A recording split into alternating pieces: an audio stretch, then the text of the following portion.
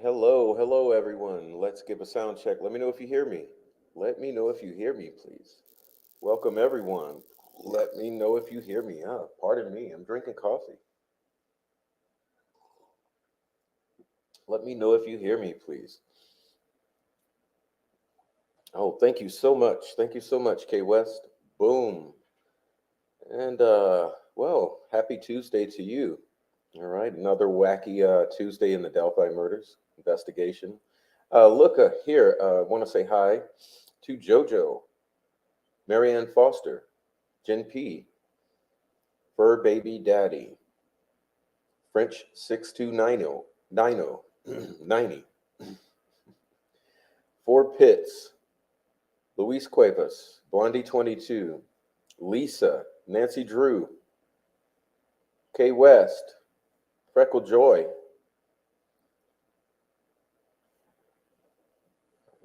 Who am I missing? Who am I missing?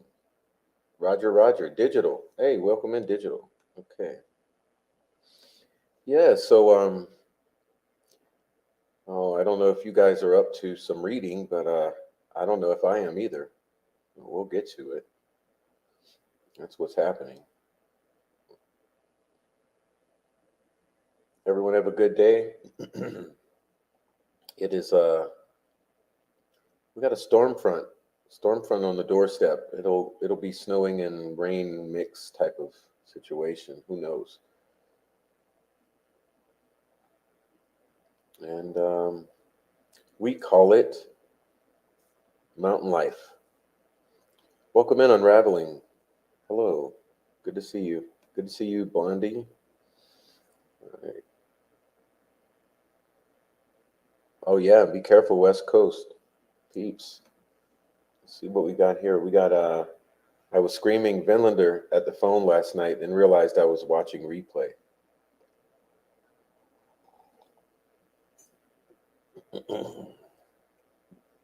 Thank you guys for watching the replays.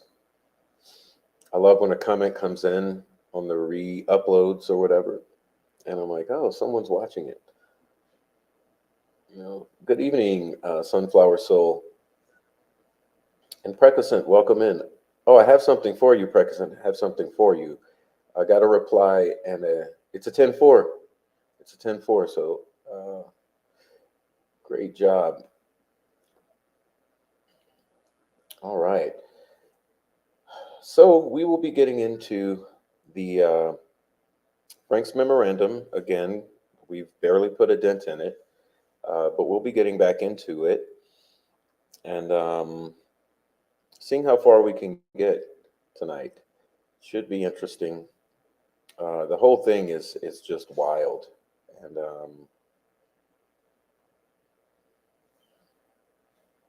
right. I guess. Oh, I watched some of what I watched today was the Supreme Court, the Indiana Supreme Court hearing. I watched part of that again today.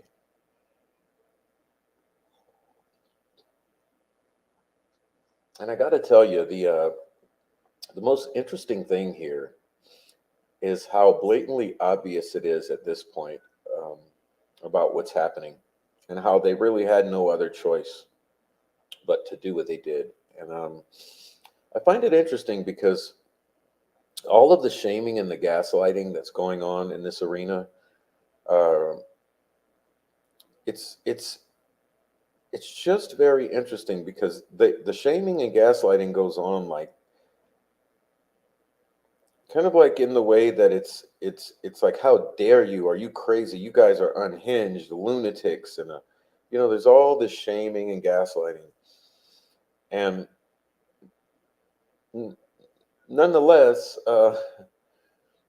watching the Supreme Court argue some of the details here, and I listened to Gisela and Bob earlier, just for a little bit, discussing some back and forth on things, and I thought, here's a problem with the gaslighters now. This whole reality and the acceptance that something's amiss is becoming mainstream. Okay. So basically, it's so blatantly obvious that it's becoming uh, the norm. Accepting that is becoming the norm. And so the more that happens, the less uh, the gaslighting and shaming effect will have on people. And so, because we're at the vanguard of this, you guys in the chat and my group of friends, we tend to take the biggest hits. It's like the front line on in an army or something. Front line's gonna take the worst losses, and the vanguard is going to have the most resistance, and as they're coming up against this cognitive dissonance ultimately. And so what I'm seeing now is sort of a sea change um, into the understanding breaking through, uh, such that it's it's going to be less. As time progresses, it's going to be less and less of the battling against pushing against this cognitive dissonance to get to this place where everyone sees what's happening. And the combination of listening to some of the Supreme Court argue and listening to Bob and Gisela, I thought, yeah, this is the time. This is now, because it's it was really obvious looking back at that Supreme Court hearing that there was no other there was no other action. There was no other way it could have gone.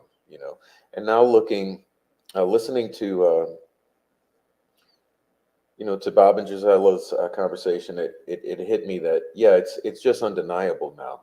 It's becoming undeniable for folks. So good thing about that is that then we are less on the lunatic fringe extreme, and we can be heard a little more clearly. And so I just want to thank everyone in the chat who stuck with me all this time, and those of you here who are new.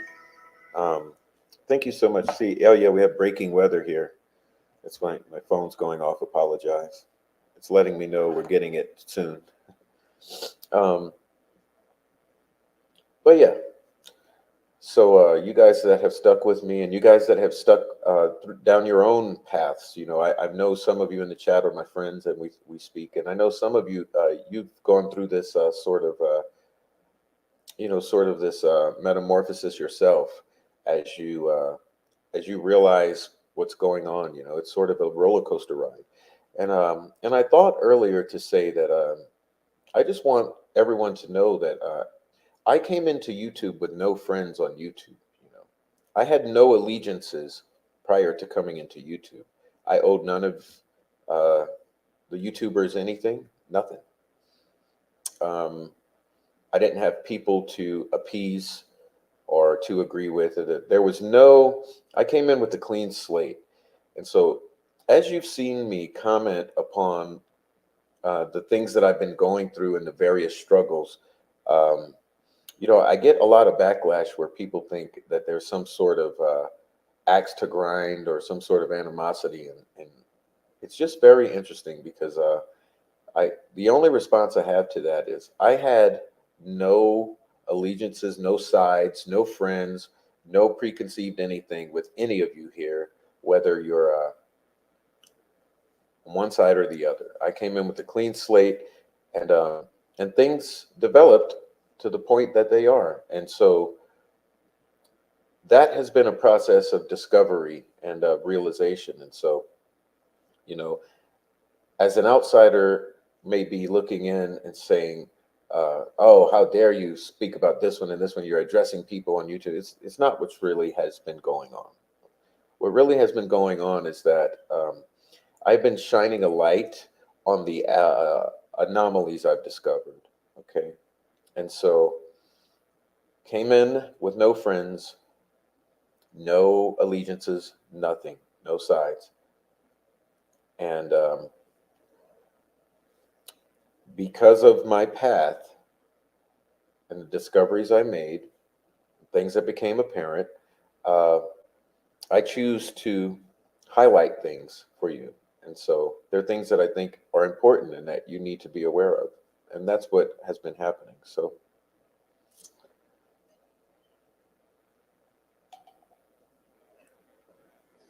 as this awareness grows of what's been going on in the case as a whole, and the cognitive dissonance dies down, and people have this greater acceptance that something is awry in Indiana, I think that it will be an easier time for all of us together, because this has been a challenge.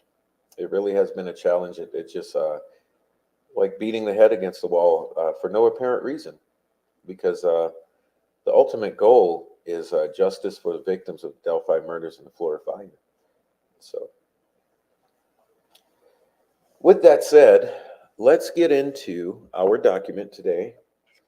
I'm going to pick up, apologize for that, going to be picking up pretty much where I left off. Trying to get myself situated here. And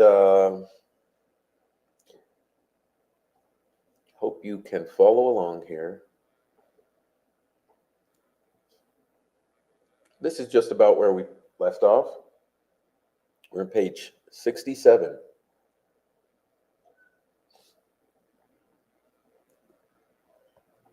And we're going to start midway the page in bold print. In 2016, Brad Holder video from his Facebook page shows a pagan ritual with the most important part at the very end. Okay, now remember, we did discuss this briefly yesterday, so let's get back to it here, and I'll get comfortable. All right, put this here.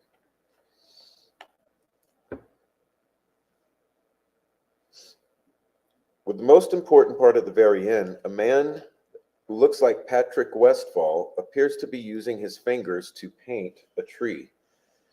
Okay, do you remember this this moment that was described, we talked about yesterday?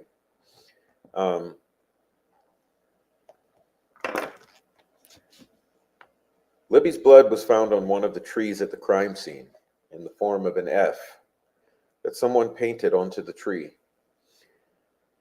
using their fingertips or some type of utensil. On December 12, 2018, Liggett received an email from law enforcement officer Greg Ferenczi, rest in peace. It is very informative. It's a very informative email concerning Holder's supposed alibi and the investigation into whether Holder dumped his old phone and received a new phone number. Also, whether Holder sold his vehicle after February 13, 2017.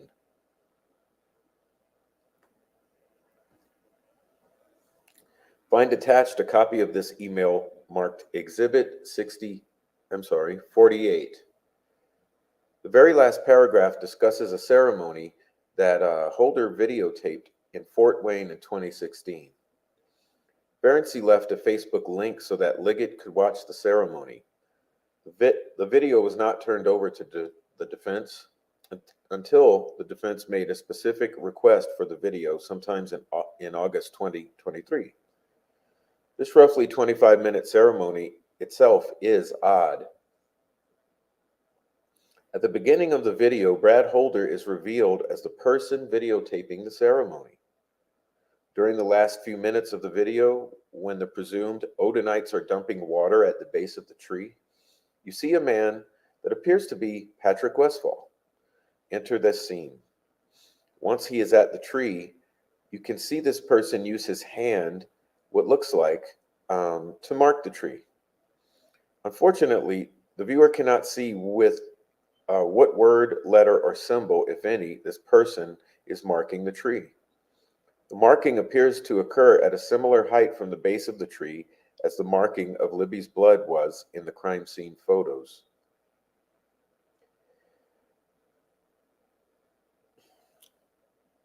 Agent Ferenczi sent a link of this video directly to Liggett.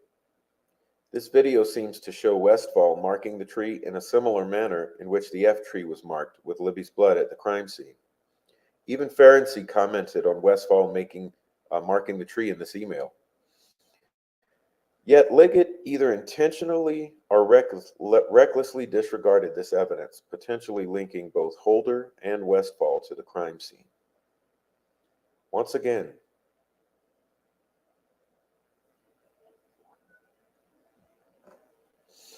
F rune found formed with sticks on the ground resembles F rune found on the tree in Libby's blood.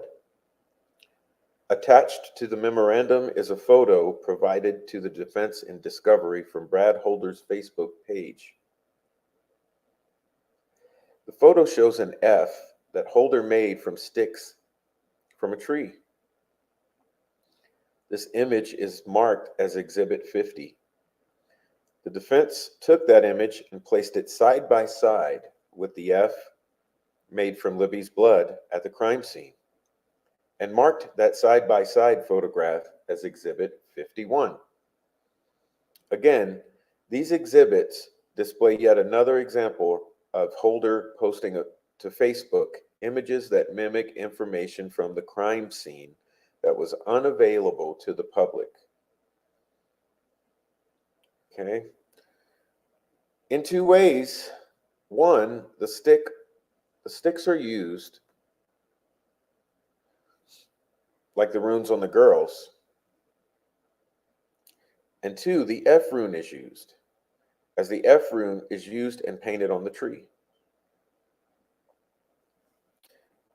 So there's this obsession with Holder and sticks formed into these runes in the woods. And if you would take a moment yourself to review his Facebook page, you would see that. Okay. Remember that not only is it the stick formations on his Facebook page, but he also had the painting, which was discussed just prior to this, that was full of anomalies. Okay. He had the video of the two girls appearing to be dead in a very similar situation to the crime scene. There's so many things that Holder did through his Facebook that scream knowledge of the crime scene. And not only that, we have Amber Holder relaying very concerning information that she learned from Brad Holder. The meme that Brad Holder posted on February 17, 3 days after the girls are found murdered, which discussed how real friends will help you move dead bodies, and then the friends will keep their mouths shut. The meme was deleted at some point in time, but still recovered by law enforcement. Okay, let's talk about this.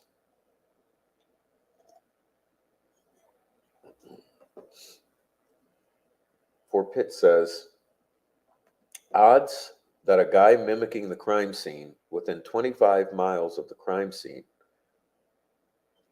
it's no coincidence. Appears he had knowledge of the crime scene. Any reasonable person would be led to at least consider it. Okay.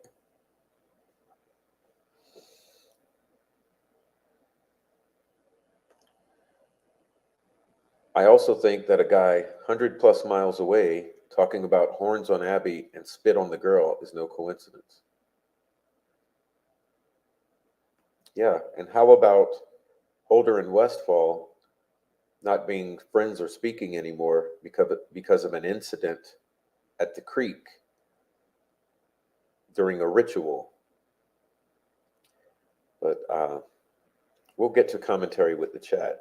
Let's see. Let's back this up and read it again, because this one here, it's another, like, how many red flags are we going to have to pretend not to see here? This is a meme that law enforcement recovered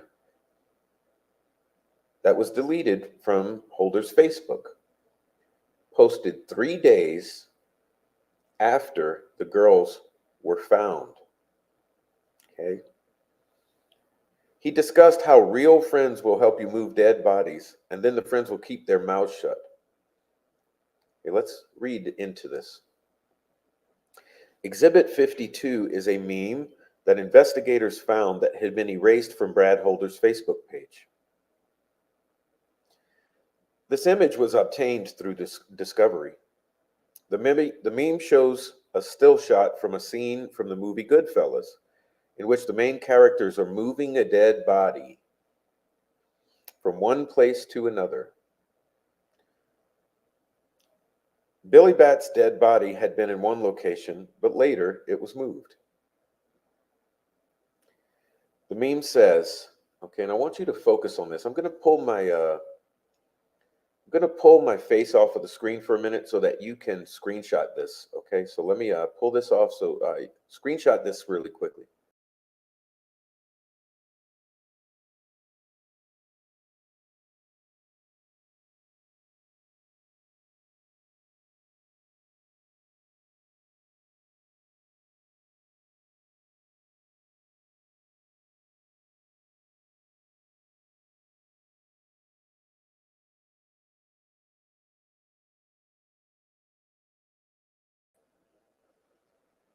Okay, what it says is, your real ones don't judge you or ask a bunch of questions. And then there's the image of the moving of the dead body. They help you move the body and never speak of it again. Your real ones don't judge you or ask a bunch of questions. They help you move the body and they never speak of it again. 3 days after the bodies of Abby and Libby are found. So 3 days earlier, Brad's son's girlfriend was found murdered. Oh, that's right. At least we forget. His son's girlfriend, 3 days earlier, had been found murdered. The girls' bodies were moved at the crime scene from one location where they were killed to a different location at the crime scene where they were then found. And if you know Profi Poo, my opinion is they're moved from Wilson Bridge to Ron Logan's. They help you move the body and never speak of it again. Lesenby and Liggett know that it took many men to accomplish all the tasks needed for that crime scene to exist the way it existed when the bodies were found. The timing is certainly curious. For a man who should have been mourning the brutal death of his son's girlfriend, a meme about moving dead bodies should create curiosity with law enforcement.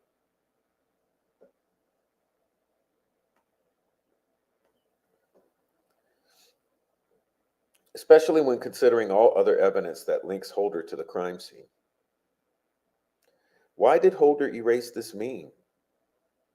Was the meme a quick shout out to Brad Holder's Odinite buddies, thanking them for helping him with the bodies?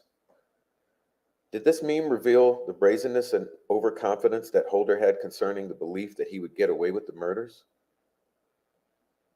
These are questions that could have been posed to Holder in an aggressive interrogation. However, for Liggett and the rest of Unified Command, the meme was just nothing to see here.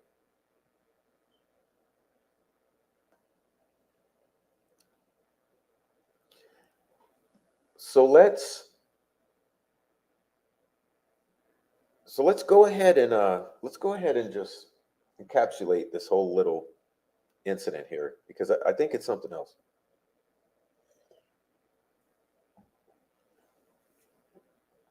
So you mean to tell me, okay, all of you have kids, right? Most of you have kids. If you don't, you have nieces and nephews that are nieces and nephews. We're all adults here. Trust me, I read the demographics. A lot of you are old ladies, okay? Some older gentlemen, and then a few younger ones. We're all adults here. So you mean to tell me Okay, you have sons, you have daughters, nieces and nephews. You have teenage kids and relatives. Okay? You got teenagers. I've had one. I have nieces and nephews who are teenagers. Okay? I know, Carol. Carol, I'm poking at you guys, but you know what I mean. Okay? My boy's 21, okay? But he was a teenager at once, right? So you mean to tell me my son's a teenager, his girlfriend is brutally murdered with her best friend, left like animals outdoors in that condition in the woods?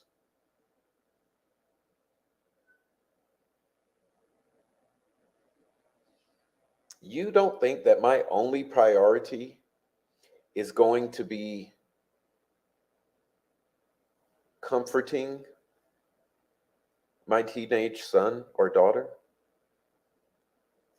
or niece or nephew?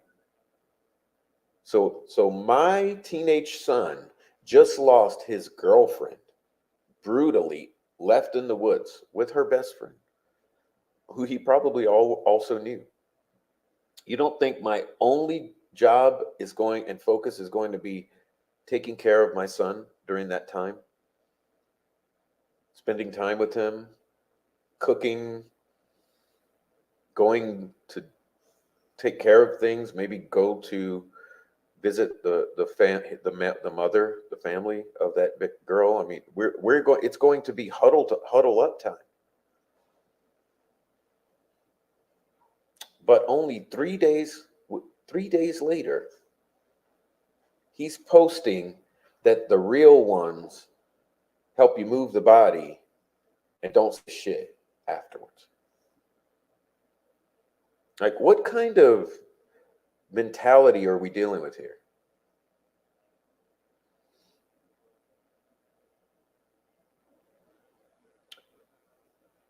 What kind of disconnect do we have here?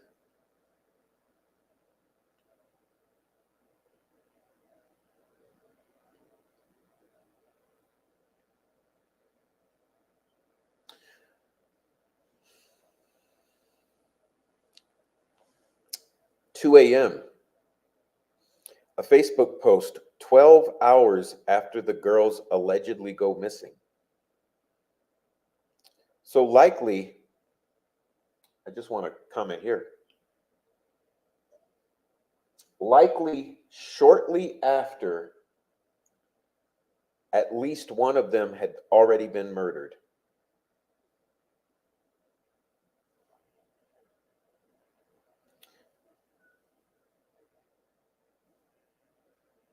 Almost immediately after one of them had been murdered, or maybe both of them.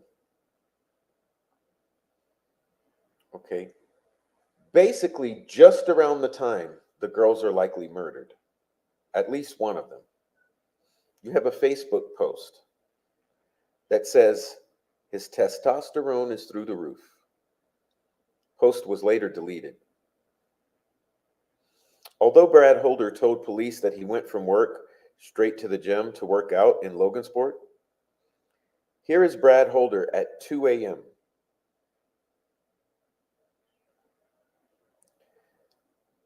purportedly at a fitness center, proclaiming that his energy and testosterone is through the roof right now. Find attached that Facebook post marked as Exhibit 53. Why was his testosterone so high? Why was his energy level so high? Why did he claim to go to the gym at 2 a.m. when he also claimed he had been at the gym just a few hours earlier? Why was he at the gym when he was supposed to be at work in a couple of hours? Did he go to work the next day? Why did he delete this Facebook post? Why would he be saying these things when his son is purportedly upset about his girlfriend being missing? As the girls had not yet been found. Remember, this is the approximate time at which they are being murdered. At least one of them.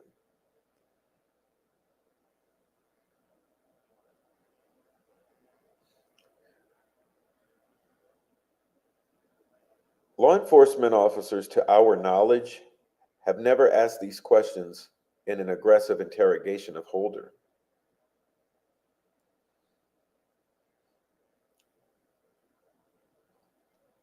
Perhaps they did at the recent, let me make sure I'm not leaving you guys behind. Okay, there we go. Perhaps they did at the recent September 4, 2023 interview. We shall see. However, in assassinated FBI agent Greg Ferenczi's December 12th, 2018 email to Liggett, Ferenczi had a few questions about Holder's deleted email. This includes questioning whether Holder's alibi about being at the gym should be further considered. Holder's purported alibi is discussed in a later section.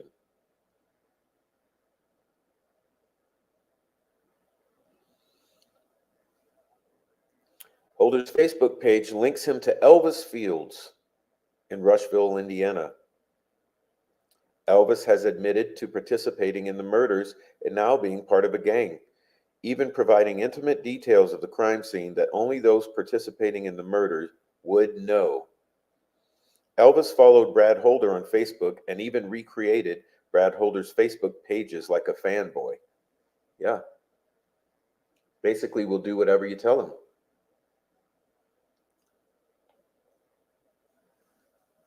All right. It makes no sense near the finish of this section.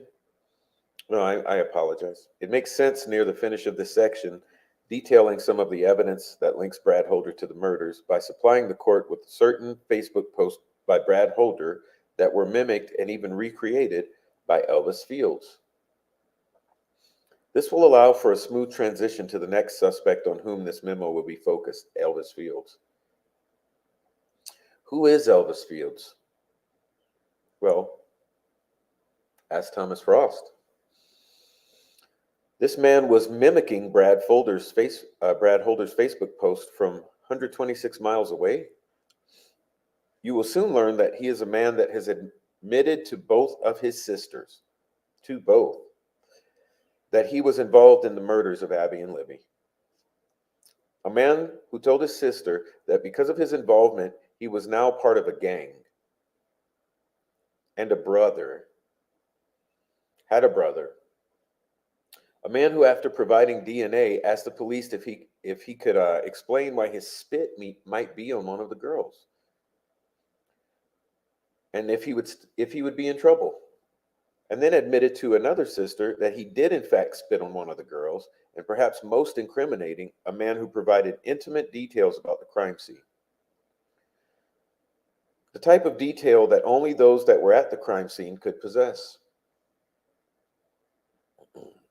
Upon closer inspection, you will learn that Brad Holder and Elvis Fields did in fact have a common connection, Johnny Messer.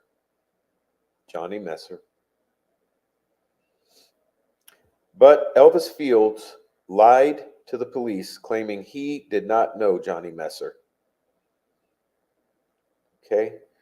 Elvis's interview was videotaped October 18, 2018. October 18, 2018 was the videotaped interview, which is being quoted here, Exhibit 54.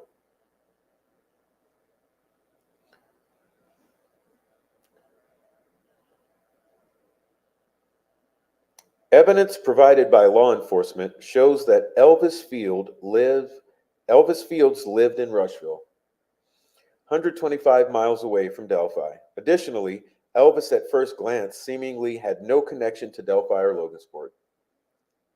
However, one law enforcement officer, I apologize, trying to make sure I don't leave you behind. There we go. However, once law enforcement officers Greg Ferenczi and Kevin Murphy learned that Fields had confessed to his sisters, and especially after he posed a bizarre question to Murphy, these curious law enforcement officers, meaning great ones, wanted to look at Elvis's Facebook page and ultimately compared it with Brad Holder's Facebook page. What they found was extremely telling. Elvis was obviously following Brad Holder on Facebook, as evidenced by the multiple posts that he mimicked Holder. Elvis Fields was not only following Holder's Facebook page, but Elvis was also emulating Brad Holder by recreating Holder's Facebook posts in the year leading up to Abby and Libby's murders. The defense is attaching a series of 9 side-by-side photographs created by law enforcement. On the left side of each exhibit is a photo that Brad Holder posted to his Facebook page. On the right side of each exhibit is a photo that Elvis Fields posted on his Facebook page, in which Elvis took the time to actually recreate the photograph that Holder posted. How strange, how strange. They are marked exhibits 55 to 63. Highlighting just a few of those side-by-side photographs, let's read them. Remember, this is put together by law enforcement, not by psychotic attorneys Baldwin and Rossi.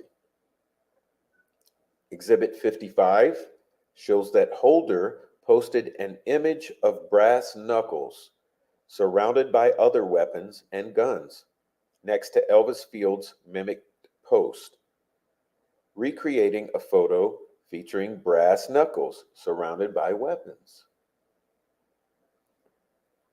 Exhibit 56 shows that Brad Holder posted an image of Holder placing a single arrowhead in his hand next to Elvis Fields' mimic post, recreating a photo of Elvis Fields placing a single arrowhead in his hand. Exhibit 57 shows that Brad Holder posted an image of 2 arrowheads near each other next to Elvis's mimicked post, recreating a photo of 2 arrowheads near each other. Exhibit 58 shows that Brad Holder posted a photograph of a single clear mason jar next to Elvis Fields' mimicked post, recreating a photo of a single clear mason jar. Unfortunately, law enforcement failed to date the attached exhibits.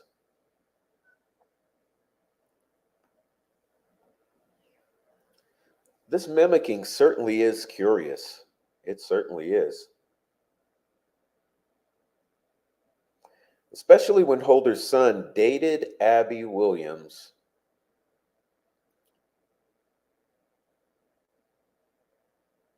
And when Elvis Fields, 125 miles away, confessed to both of his sisters on 2 different occasions that he was involved in the murders of Abby and Libby. This confession included telling one sister that Abby Williams was a troublemaker, and that is why he used sticks to form horns on her head.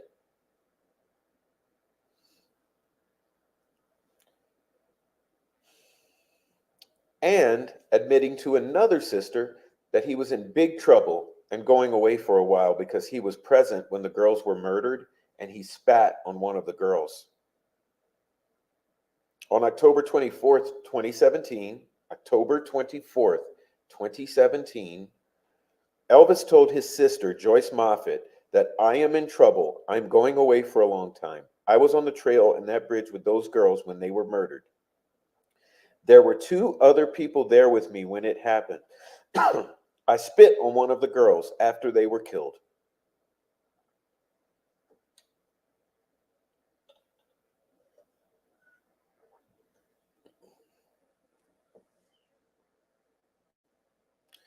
What are the odds that Brad Holder's son is dating Abby Williams in an intimate relationship,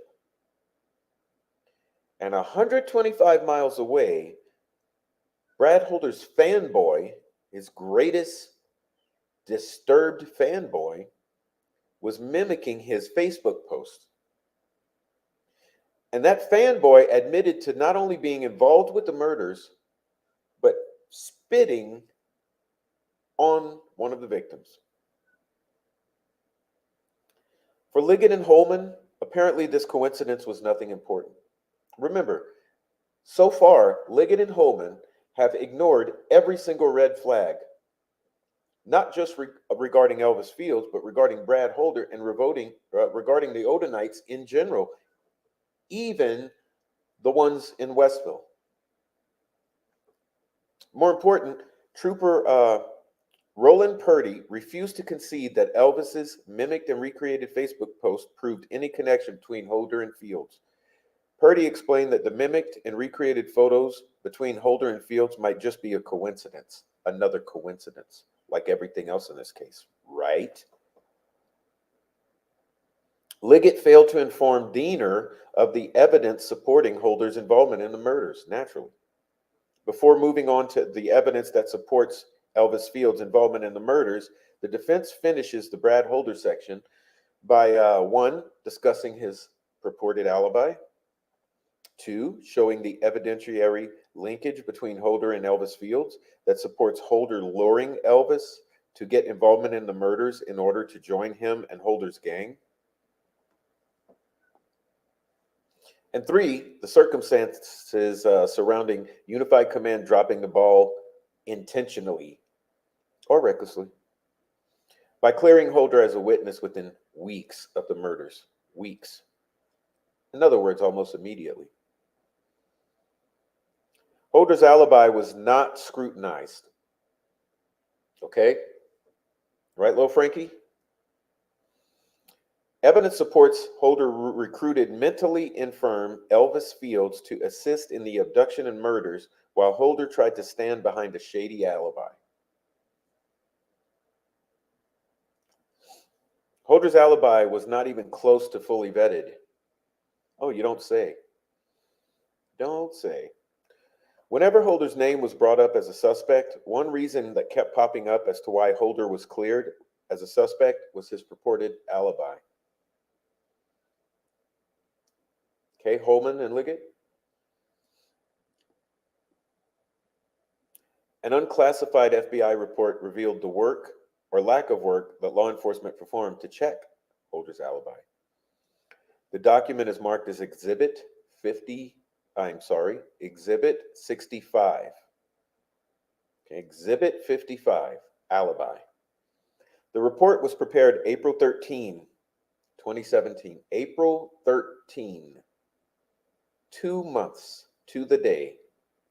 April 13, 2 months to the day, 2017. In this report, Pulaski Sheriff's Deputy Fred Rogers followed up at Liberty Landfill in an attempt to verify employment and work schedule of Brad Holder. Okay.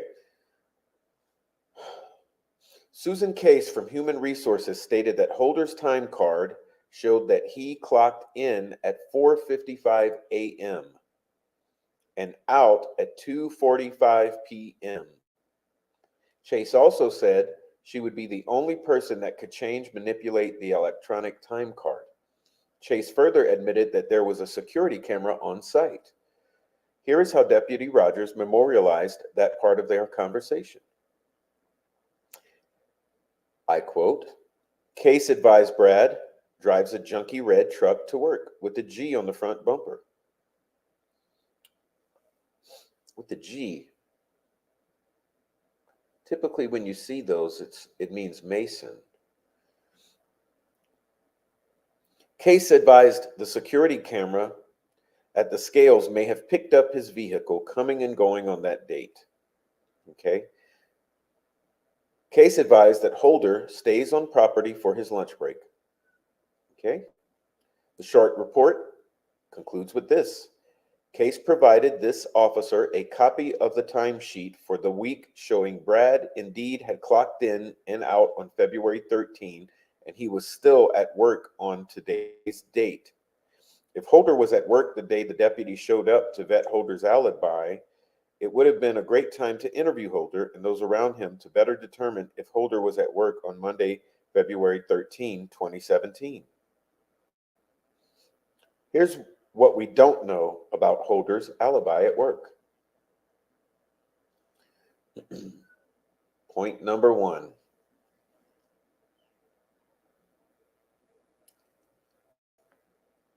This may sound a little familiar to you. Did someone clock in for Holder? There's nothing that Chase said about clocking in that would prevent someone else from clocking in for Holder. Red flag. Whether Holder was actually at work February 13, 2017 could have been better vetted by simply talking to Holder's workmates that would have been on the job site on February 13, 2017 to determine if they remember Holder being present at work on February 13. Did someone clock out for Holder? The same logic applies to this question. Perhaps Holder clocked in, but then left early and asked one of his buddies to clock out for him. It is unknown whether Odinites worked alongside Holder at the landfill, as it appears that Deputy Rogers did very little investigative work on this very important topic of Holder's alibi. Nor did anyone in Unified Command provide instructions for law enforcement to fully investigate every aspect of Holder's alibi. Did Chase actually watch the video? The report is so poorly written that it can't be determined whether Holder's distinctive vehicle could be seen on the video, or whether Chase was merely claiming that, hey, if you want to watch a video from the camera placed near the scales, it may show Holder's truck coming and going. 4, did anyone in law enforcement watch the video alluded to by Chase, and if so, what did they see? It's quite maddening that the report refers to the possibility that a simple review of a video could determine whether Holder's junky red truck with the G on its front bumper was seen coming and going on February 13th, 2017. However, the fact is that this report does not inform anyone of whether law enforcement ever viewed this video. It would be presumed that if Deputy did watch the video, he would have memorialized it. Pardon me. Number 5, even if Holder's truck was viewed on the video, was Holder the person driving the truck as it arrived at the work site? Perhaps the video would be able to show the image of a person driving the truck to see if it was Holder. Yeah, same as Harvest Store, right? Is Kelsey driving the vehicle? Is it Kelsey's vehicle? Is Kelsey's license plate showing? Are the girls seen in the camera? Is Kelsey seen in the camera? Who's seen in the Harvest Store video? Other subject for another time. Even if Holder's truck was viewed on the video, was Holder the person driving the truck as it left the work site? In the event that Holder wanted to appear showing up for work, he could have driven his vehicle in, correct, to be seen on camera intentionally. But then he could have left early in someone else's vehicle who picked up Holder at work to get to Delphi in the early afternoon. It would be important to know who was driving the truck when it left the property and if they were seen on that camera. Do you see where we're getting at here about this alibi?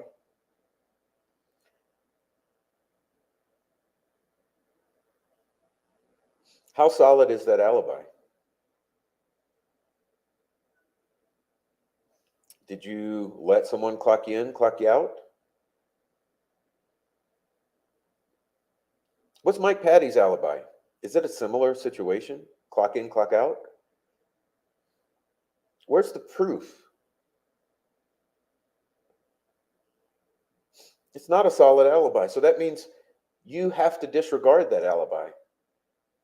That alibi should have been disregarded as of April 2017. 2 months after the murders, there should have been no alibi because it's not a solid alibi. So you have to act as if it doesn't exist until you obtain a solid alibi. And if you never do, then you never clear the person. Remember, Doug Carter said what? No one is cleared. You have to see them going in. You have to see them going out. You possibly would want to see them there during the workday.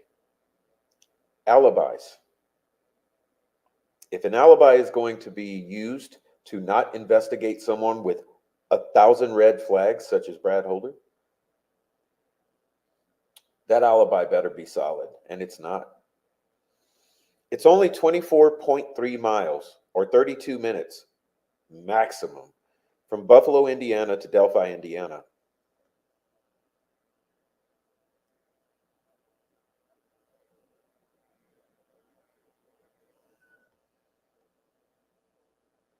I wanted to get a comment here that I saw come through. Apologize. Most places you just write in your freaking time. Even if it's a punch card that you punch, a punch card, it's not biometric, it's not computer, it's not on video, it's a punch card. There's so many ways to fake in, clocking out at work.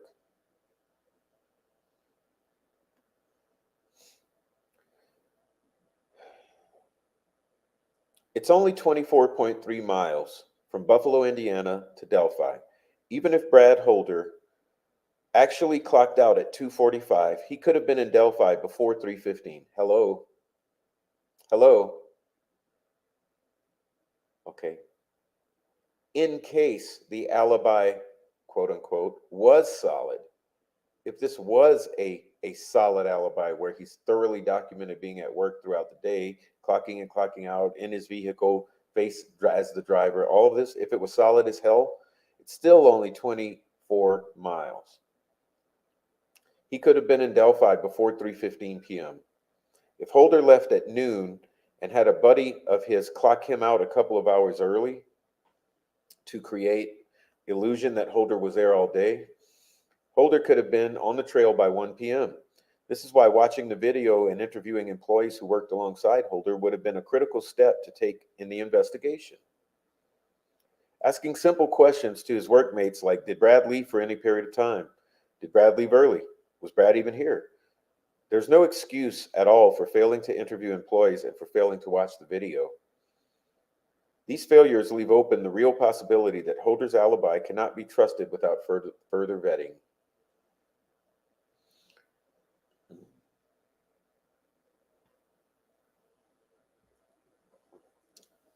There's also the fact that the timeline could be completely wrong, which we believe it is.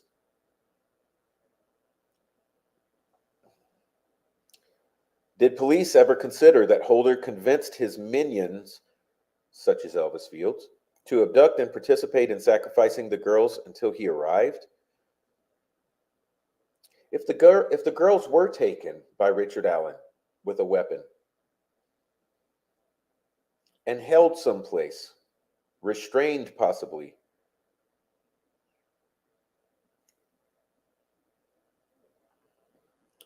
could that man or men have held Abby and Libby until Brad Holder arrived after work? We have a wacky timeline. We have an alleged kidnapping as part of this scenario. We have girls found where they were not murdered. Evidence supports this theory, including a sketch of a man observed milling around the high bridge near the spot of the famous video. Oh yeah, remember, we have two sketches. We have what is possibly a man in all black and possibly a man dressed like bridge guy.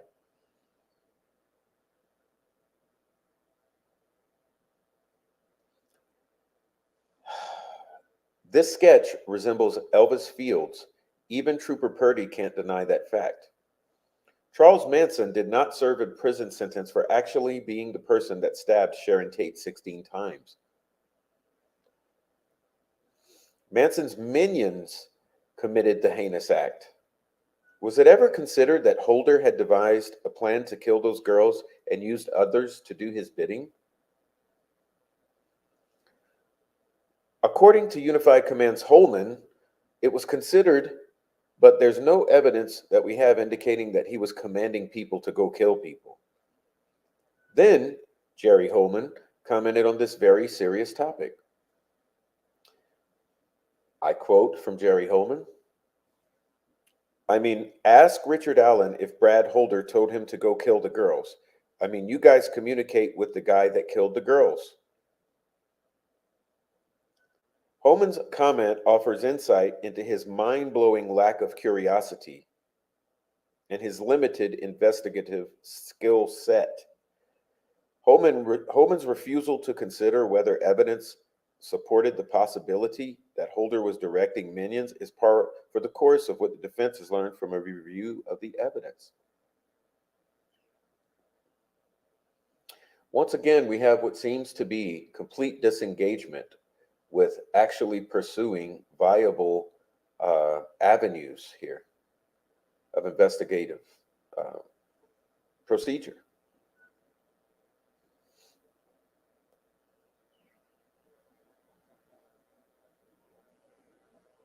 I mean, ask Richard Allen if Brad Holder told him to go kill the girls, is what Holman says. You guys communicate with the guy that killed the girls.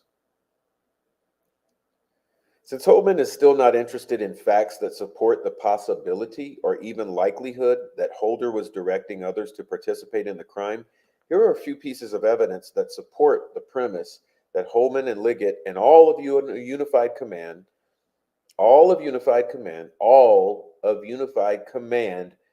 either recklessly or more likely intentionally ignored these points.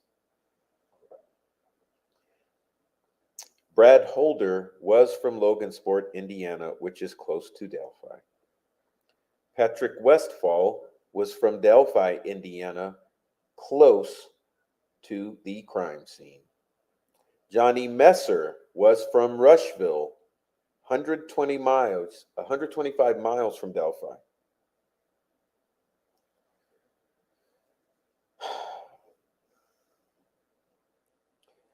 Messer was on home detention for a January 2018 meth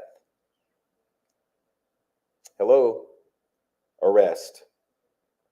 This document is marked as Exhibit 66. Elvis Fields was from Rushville, 125 miles from Delphi. Rushville's Johnny Messer was a Vinlander, an Odinist. And he's good friends with fellow Vinlander, Brad Holder. Okay, so hold on. We got Westfall, Holder, Messer,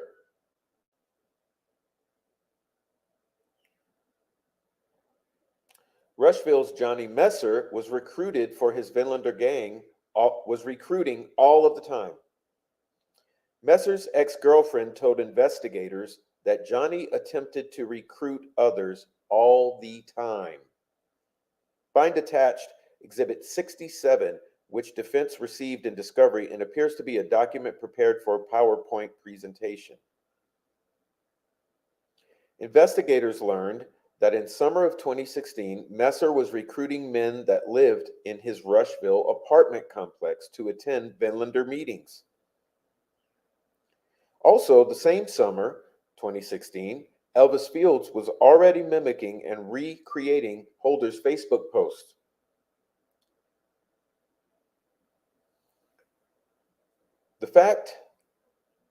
This fact would provide evidence that Messer had already recruited Elvis Fields and introduced him to Brad Holder.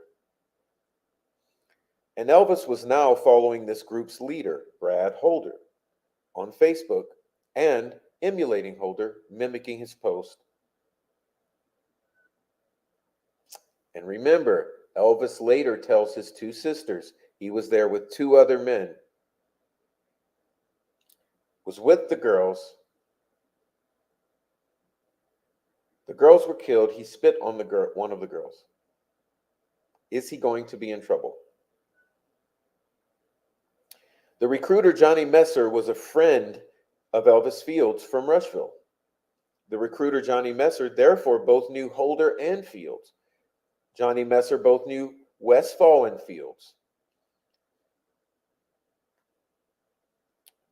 Johnny Messer admitted in his October 23, 2018 videotaped interview that Rod Abrams, Ned Smith, and Elvis Fields were all interested in joining the same club that he and Holder were involved in, but he claimed that he did not think Vinlanders would be interested in them.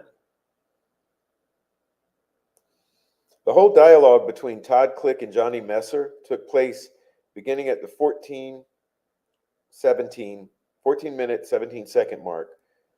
Ned Smith claimed that he was a father figure of Elvis and Rod Abrams, and was rarely separated from Elvis. See Elvis's 10:18:18 video.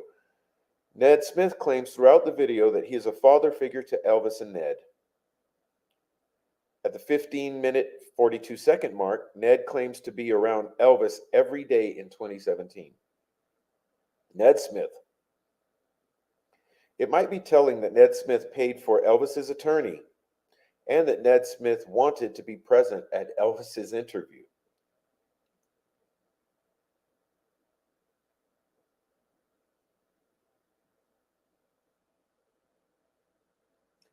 Johnny Messer admitted in his October 23, 2018 videotaped interview that Rod Abrams, Ned Smith, and Elvis were all interested in joining the same club that he and Holder were involved in.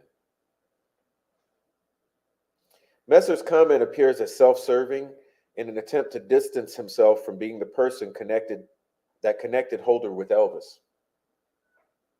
Okay, even though he's by Elvis's side 24/7. In fact, in light of the fact that Dougie, a man who was mentally infirm, had been affiliated with the club, see footnote 102. Taylor Hornady describes how Brad Holder and Patrick Westfall took advantage of another mentally infirm man named Dougie.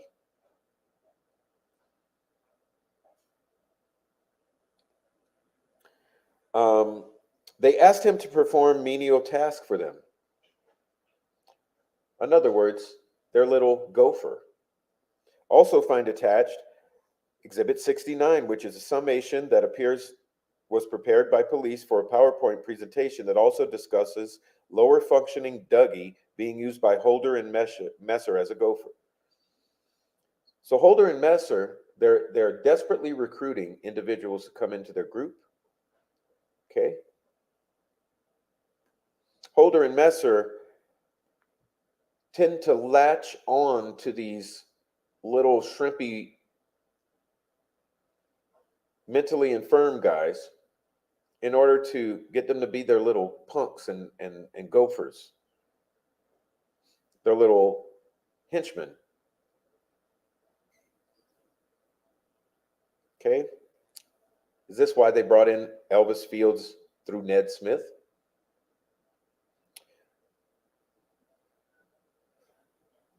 Elvis Fields was mentally infirm.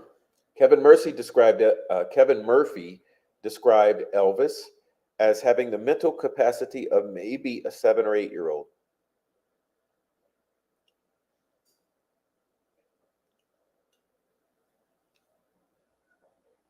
We know some people like that, don't we? Don't we all? Don't we all? They're like children in adult bodies.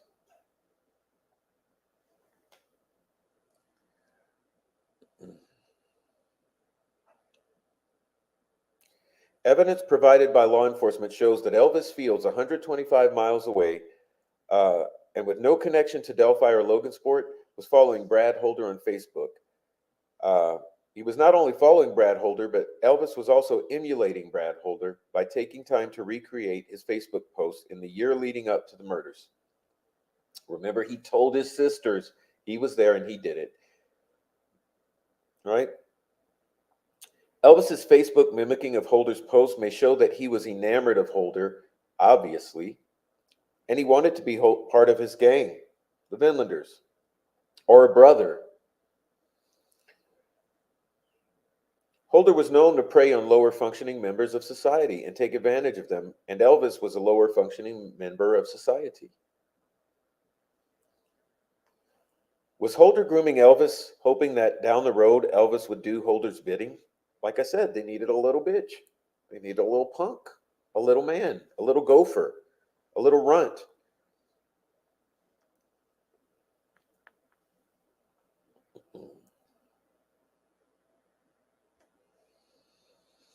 Did Elvis actually do Holder's bidding? An eyewitness observed a man within a few hundred yards of the high bridge where the girls were abducted. That man looked like Elvis Fields. The eyewitness's name is Teresa Liebert. Teresa Liebert lived on the same side of the High Bridge, only 560 yards from the very place where the famous Down the Hill video was taken. Okay. A paved road, County Road 625 West, almost ends in front of Liebert's home.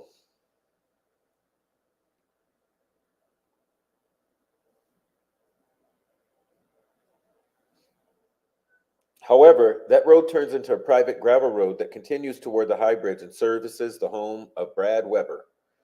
Around 8:30 a.m. on the morning of February 13, Liebert observed a man on 625 West near her house standing near mailboxes used by property owners. Teresa Liebert has never observed the homeowners walk to their mailboxes because of the distance from their homes to the mailboxes. The homeowners drive their vehicles to drop off and pick up their mail. Liebert had never seen this man before. Liebert was in the passenger side of a truck being driven by her husband, Dave Liebert. This man that Teresa Liebert observed was standing very close to the passenger side of the truck as they passed him. Liebert, sitting higher in the truck and having a good view of this man's face as she passed him, noticed the man appeared to be startled and concerned about being seen. Liebert, in fact, turned to her husband and asked something like, "What do you think he's doing?" After passing the man and driving approximately 50 more yards to their driveway, Liebert's exited the truck. Pardon me. After exiting the truck, Teresa looked in the direction of where the man had been and noticed he was gone. Teresa did not see him on the road at all. Teresa believes the man had to immediately and intentionally hide after they passed him on the road, which would explain his sudden disappearance. The only reason why anyone would be walking down that dead-end road would be if they were lost or if they were going to see the Liebert family or the Weber family. In other words, he was a lurker. He was a lurker. He was lurking. Guys, I've been down all of these roads we're referring to, okay? They're tiny roads, country roads. No one around except the homeowners in their homes or yards or vehicles. You're not going to be fucking around, walking in, lurking around these properties. The only reason anyone would be walking down that dead-end road were to be if they were going to those houses or up to no good. Teresa also remembers that the man she observed walking was wearing a canvas jacket that was nondescript in color, but doesn't remember a hat. Later, Liebert was asked to provide a description of the man's face that she observed that morning. She did provide the description. The sketch of the man that Teresa Liebert observed that morning closely resembles Elvis Fields. Even State Trooper Purdy had to admit that the Teresa Liebert sketch and the photo of Elvis Fields resemble one another. Find attached the Liebert sketch marked as Exhibit 71 and a photograph of Elvis Fields provided in discovery that Purdy was comparing to the sketch marked as Exhibit 72. So very important point here, guys. Okay. The lurker. Okay, the lurker. The lurker is in a sketch. Exhibit 71. You can take Exhibit 71 compared to Exhibit 72, and even in the opinion of Trooper Purdy, there's a resemblance to Elvis Fields. After the girls were murdered, Elvis told his sister that he was now part of a gang and had a brother. Yeah, he was probably talking about Brad. Was the gang mentioned by Elvis, the Vinlanders? And was he a brother to Brad Holder? Again, these are the types of questions that would the monumentally inept Unified Command, Holman, Lesenby, they should have been following up on this, okay? They should have been asking these questions. I mean, you cleared the guy for clocking in and out of work, even though had he done that, he still could have made it in plenty time to kill the girls.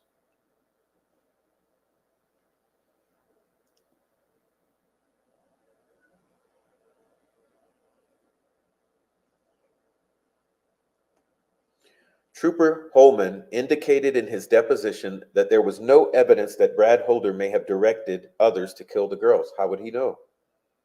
How would he know? As stated earlier, Holman even proclaimed that Holder was not even really a suspect. Not even really a suspect. No one's been cleared, according to Doug Carter. No one.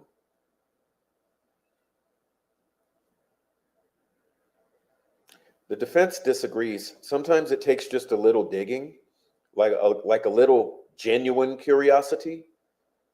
Perhaps if you're not corrupt and involved in the cover-up of the murders of 6 girls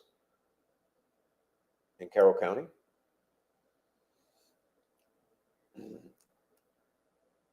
Yeah, you got to have the ability to put the pieces together, the willingness, the actual intent to provide justice for these murdered children. Very early on, multiple tipsters contacted law enforcement via the tip line, requesting that Holder be investigated as a suspect. But Liggett and Unified Command quickly cleared Holder as a suspect, despite mounting evidence linking Holder to Abby Williams, first degree of separation. His teenage son is in a relationship with the victim, but he's cleared. Alibi is not solid, but he's cleared. He has 1,000 red flags, but he's cleared. But Doug Carter says no one's been cleared. Is this a willful refusal to pursue those who may have actual ties to the murders of Abby and Libby? And perhaps to the 4 victims of the Flora fire?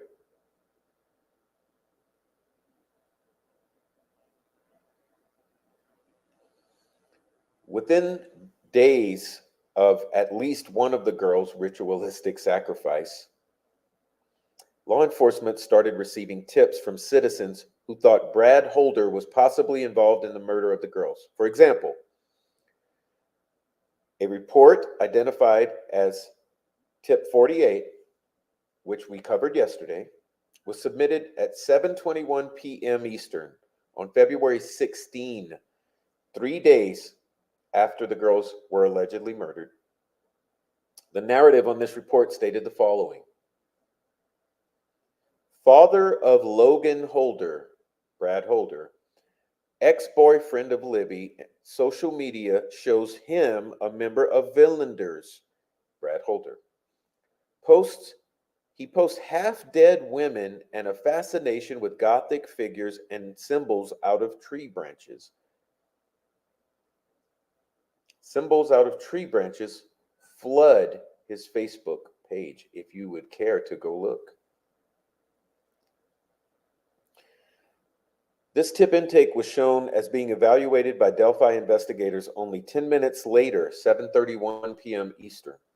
The evaluator of that intake concluded that this tip required a lead. 2 days later, Liggett himself, at that time, approved the lead, therefore requiring further action to be taken on the lead. Exhibit 45 was previously submitted as an unredacted copy of this document and was submitted confidentially.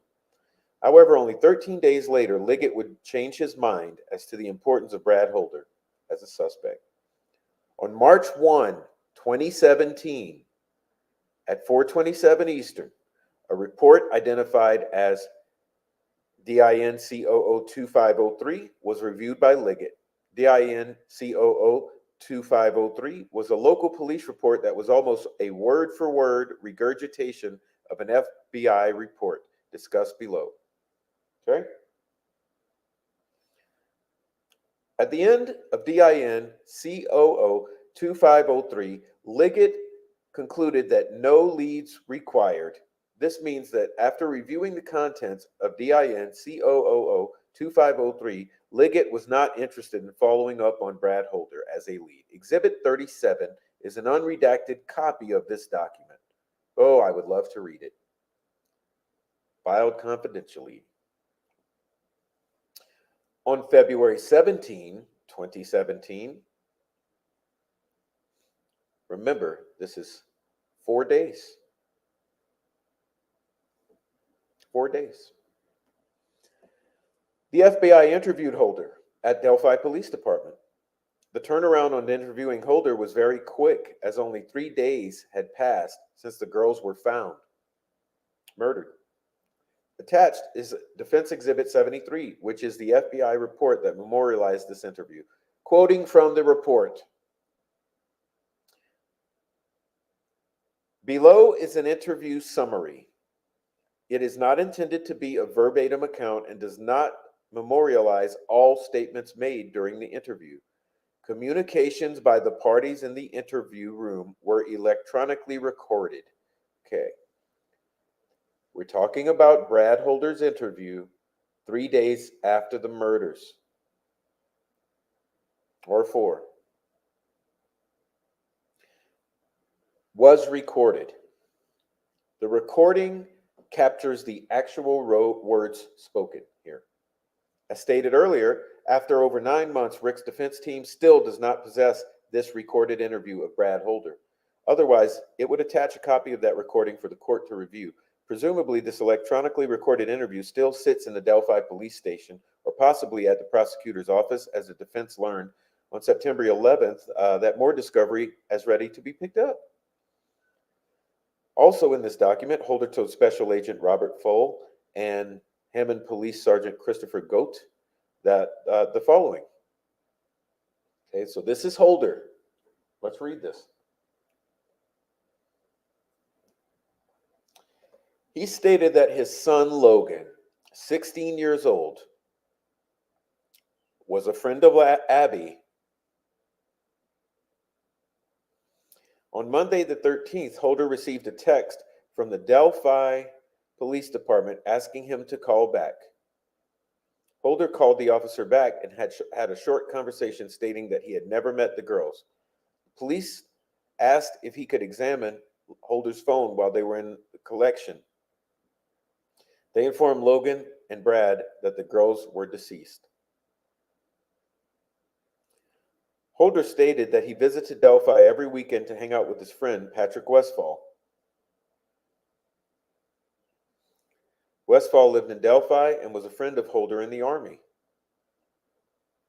Holder and Westfall served in Afghanistan together. Thinking caps. Time to put the thinking caps on.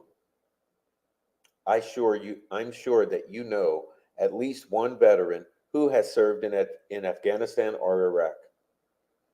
I'm sure that you know one veteran who has served out there.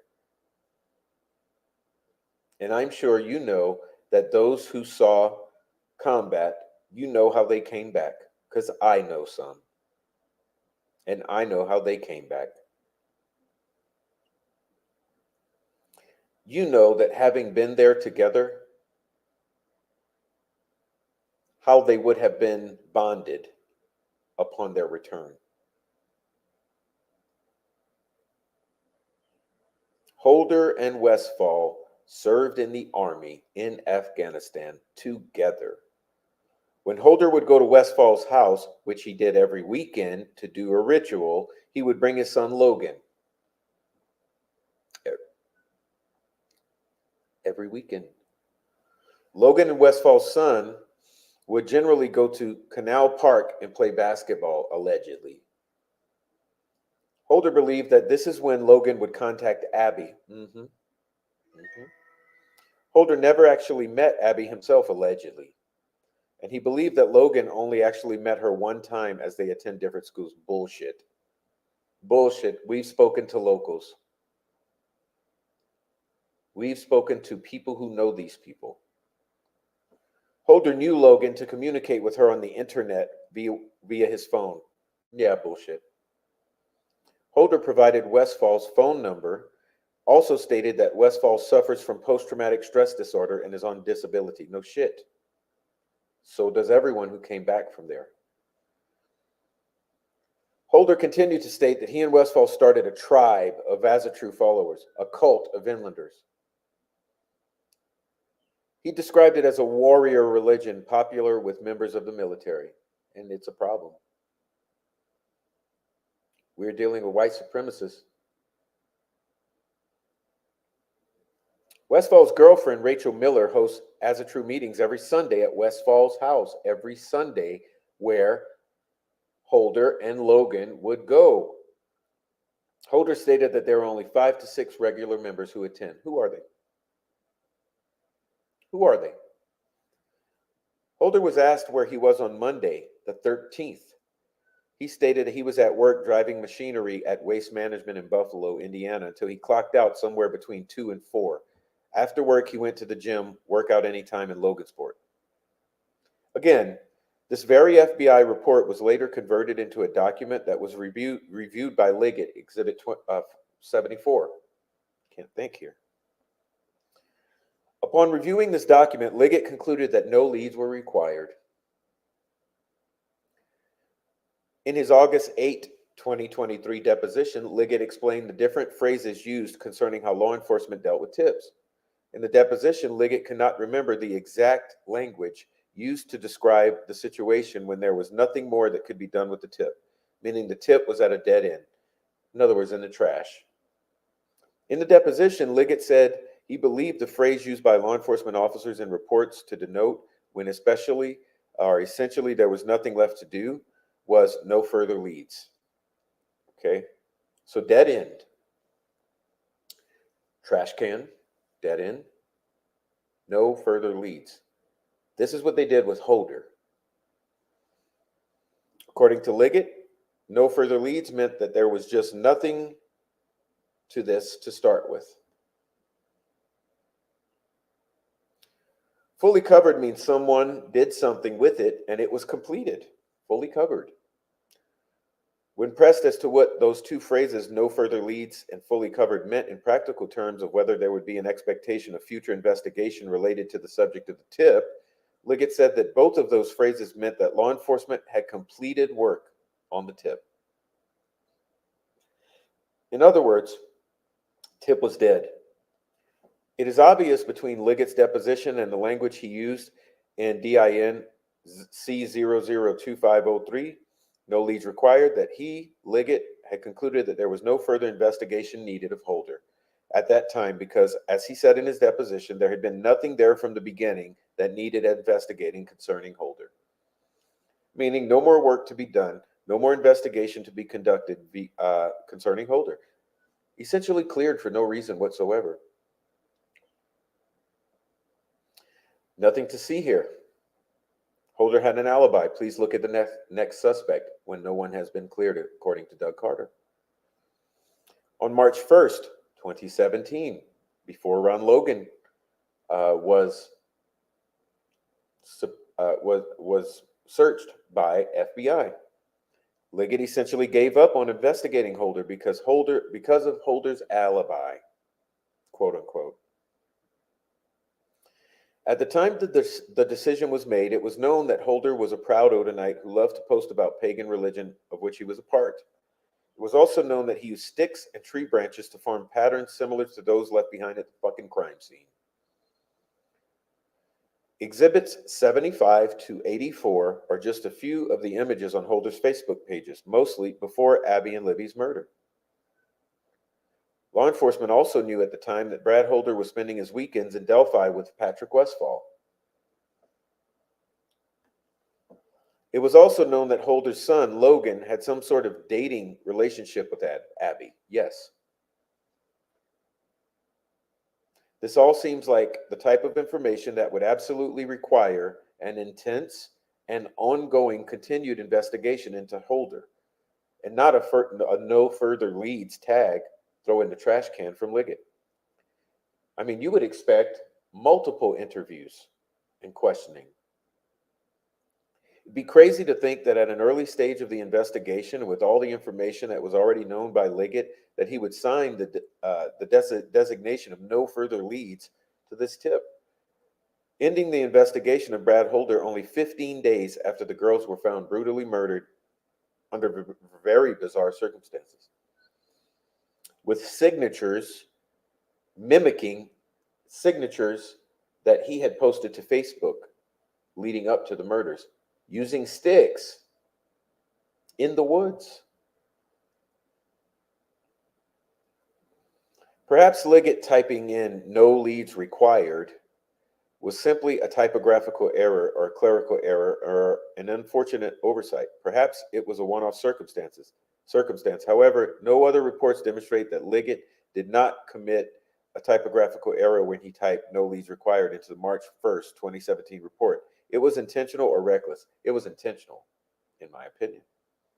For example, another tip had been supplied to law enforcement on March 9, 2017 at 10:17 p.m. under DIN COO 3034.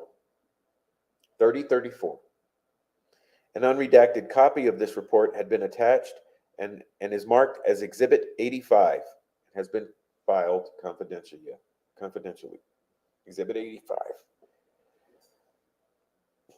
In this report, the tipster told law enforcement that she, the tipster, had checked Brad Holder out and found him to be a very dark and scary person through some of his Facebook postings.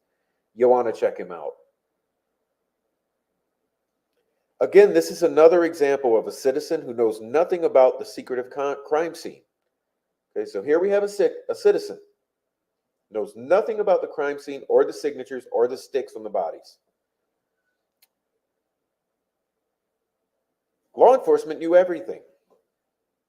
Yet, even without the knowledge of this crime scene and the sticks on the bodies, the tipster, like many other tipsters, recognized that Brad Holder's Facebook page was dark and disturbing and required further inspection and investigation, especially knowing that Brad's son was dating one of the victims. After Richard Allen was arrested, defense counsel even received a tip from as far away as from Australia from a gentleman named Joe Lewis, who thought the defense should follow up and focus on Brad Holder based upon a review of Holder's public Facebook post. And so does Mr. Prof.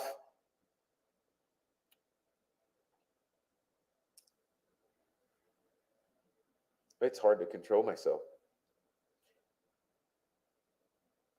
You cannot inspect Holder's Facebook page and not be alarmed and concerned, especially considering the stick formations that he was so apt to take photos of in the woods.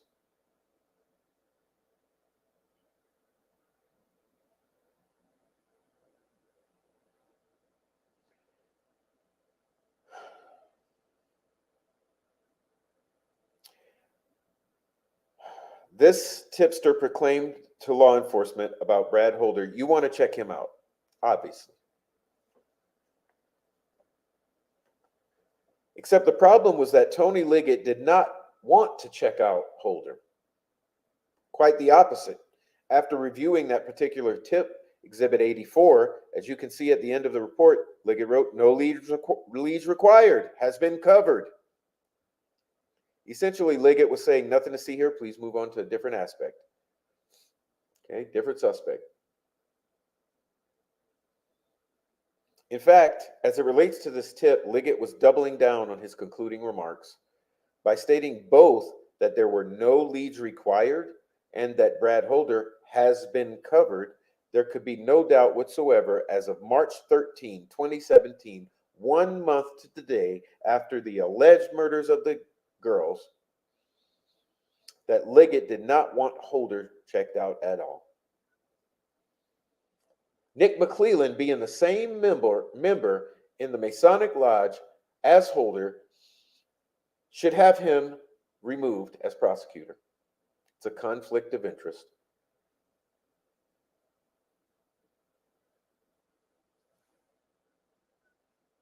Did Liggett's refusal to investigate other law enforcement officers or influence them to clear Brad Holder as a suspect? Yes, he did. On March 14, 2017, a tip came in identified as 3175. An unredacted version is attached and marked as Exhibit 86. And it is filed confidentially, unfortunately. The tipster in this tip let law enforcement know that he had reviewed Holder's Facebook page and post and felt that Holder put off a bad vibe. This lead was evaluated by Kevin Hammond, who was a member of Unified Command, along with Liggett and Holman. Hammond wrote in his evaluation, "No leads required. Brad Holder has been cleared."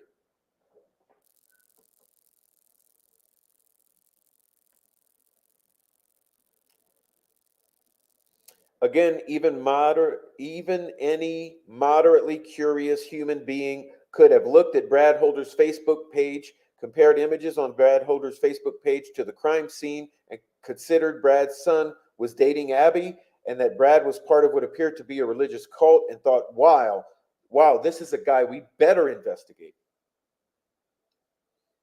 Instead, Hammond followed Liggett's lead. In the system, Liggett had already cleared Holder, so that's exactly what Hammond did when entering his findings into the system. Now, two members of Unified Command, Tony Liggett and Kevin Hammond, had both disregarded the already mounting evidence that possibly pointed the finger at Holder. Both Liggett and Hammond had stopped investigation into Holder, dead in their tracks. Okay, dead in his tracks.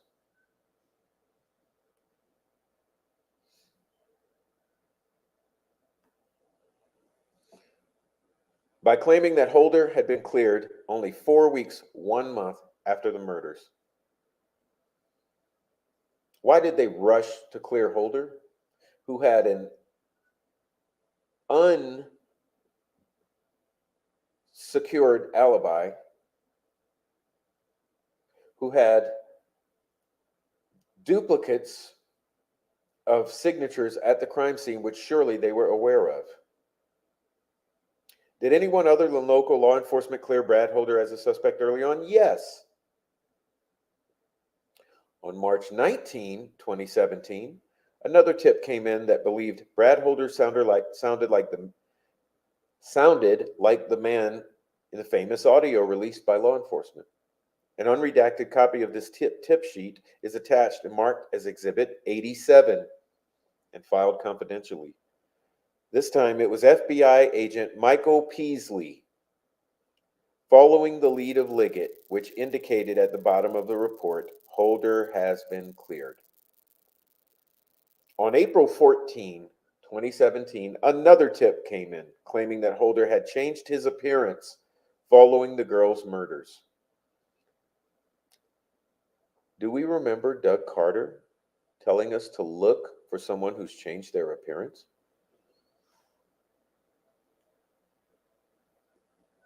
The tipster further indicated that Holder even attended the girl's funeral, and that although he typically did not wear glasses, he was wearing glasses at the funeral. This unredacted report, identified as CJIS 262, is marked as Exhibit 88 and filed confidentially. Although other tip sheet reports exist that tell a similar story, the defense offers up one last report related to Holder. On August 14, 2017, a woman contacted police. The report was memorialized as follows. 2 women posted to a Facebook group that Brad Holder was responsible for the homicides. The tipster saw this post and told the police the contents of that post. The tipster went on to summarize, on August 14th, 2017, that Holder is a pagan, murdered the girls as sacrifices, and left an F on the victims' bodies. Holder's son, Logan, is Abby's ex-boyfriend.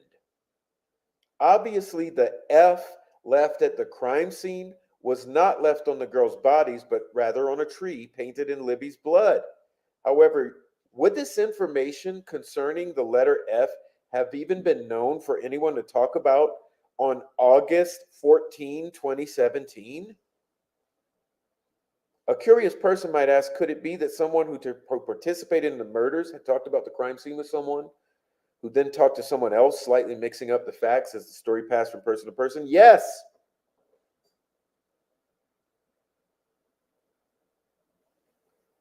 Law enforcement should have viewed this tip tip as something extraordinarily important because it was a tip that provided secretive information about the crime scene not known by the public at all whatsoever. An F rune was tipped in August of 2017 alongside the name of Brad Holder from a Facebook post alleging that he had killed the girls.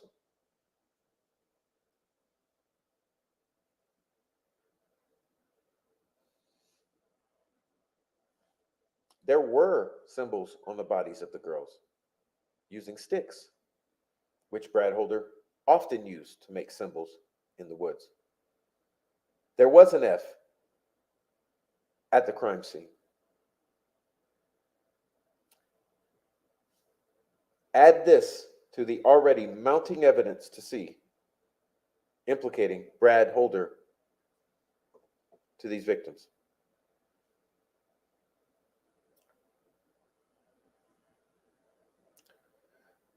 The tipster could have been interviewed. The Facebook group members could have been interviewed.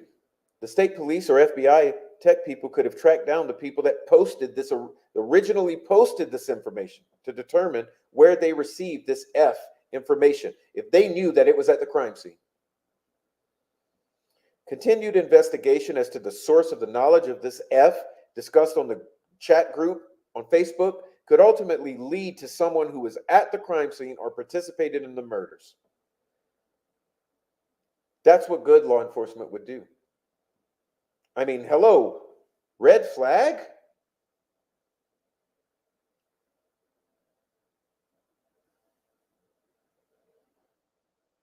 Instead, what happened? As you can see on intake CJIS 3225, any potential investigation stemming from this potentially game-changing information of someone's knowledge, the letter F being involved in the crime scene, ended before it even began. Remember, we're talking about August of 2017.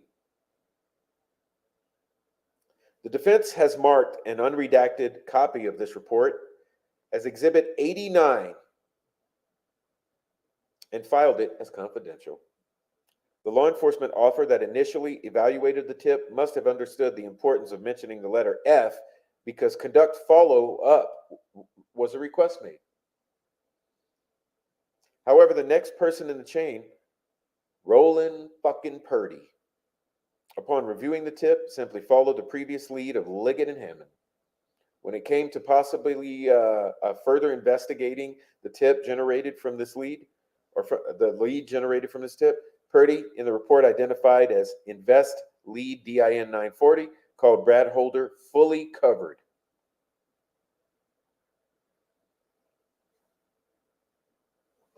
Why are they working together to clear Holder? When Doug Carter says no one has been cleared. Were these people, who were they? Who were these people that somehow knew about the F at the crime scene? And how did they obtain this information? Who were these people? Who were these people in August of 2017 who on Facebook were tying Brad Holder and an F left in a symbol form on or near the girls' bodies on Facebook? Who were they? Why have the feds not found them through Facebook?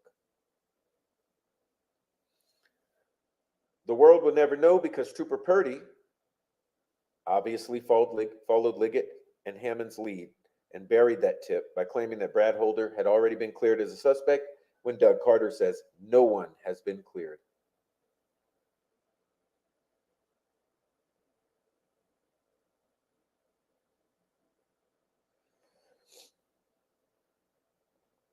To conclude this section on evidence of Brad Holder's involvement, Richard Allen's defense team would tell the court that Liggett was unaware or was, okay, I apologize, I'm steering you wrong. My vision is starting to fail here. Richard Allen's defense team would tell the court that Liggett was aware of the many ways which have been detailed previously, we've just covered, in which Holder was tied to the Delphi murders. This is our third evening of covering all of the mountain of linkages from Brad Holder to these dead victims. Yet, despite this evidence linking Holder to the crime and this dialogue, this evidence linking Holder as well as Messer, Westphal, Fields,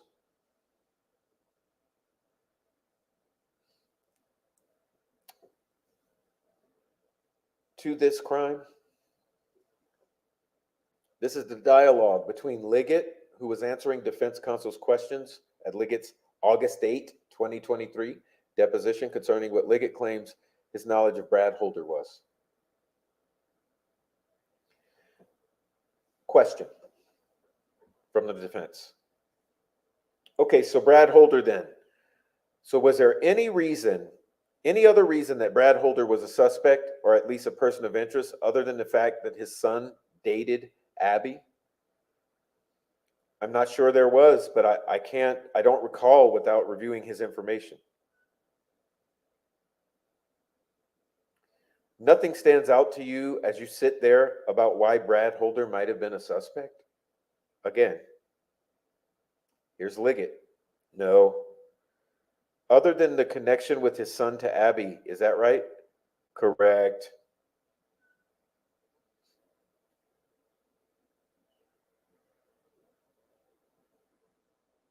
So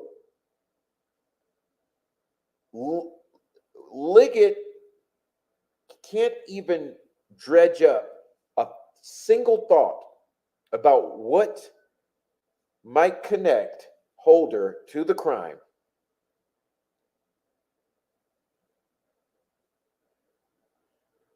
Other than the fact that his son dated the victim. He can't connect the memory of Facebook posts of sticks forming runes in the woods. He can't connect all of this other we've read, probably for 9 hours now. Liggett was on the Unified Command. Liggett was heavily involved in the investigation of the murders. To feign ignorance like that concerning Brad Holder is astounding. Unified Command was fully aware of the Murphy Ferenczi clique investigation, also known as the Odin Report, tying Johnny Mercer to Elvis Fields to Brad Holder. In the deposition, Liggett had the opportunity to open up and say something like, Brad Holder was heavily investigated. There was even a thought that he was tied into some guys down in Rushville. If you don't have the evidence yet, let me get that to you. In the end, we don't think it added up. Instead, Liggett took the bait and obviously tried to steer the defense away from Brad Holder, away from the evidence leaking Holder to both the crime scene and to the Rushville crew. With Liggett's answer here, it is not surprising at all, zero, that defense team did not receive important discovery concerning the Rushville investigation, particularly Click's April 28, 2023 certified letter to McClellan until September 8, 2023. Again, McClellan only provided this discovery after Liggett and the prosecution realized that the defense was fully aware of this Rushville connection. And it was only a matter of time before we would learn of the non-discovered exculpatory evidence. At this deposition, remember, the defense made a strategic decision to not alert Liggett that it was fully aware of the Odinist ties. Okay, as well as the evidence leaking Holder to the crime scene. They played dumb. They played stupid. The defense wanted to determine whether Liggett would be honest or whether he would try to water down any discussion of Odinism or Holder in an attempt to keep them off of the scent of Odinism and Holder. Liggett took the bait. The dialogue provides insight into Liggett's mentality. He was going to get the defense to believe essentially that there's nothing to see here concerning Holder and Odinism and the Villenders and Rushville and the connection to the runes at the crime scene, the letter F at the crime scene,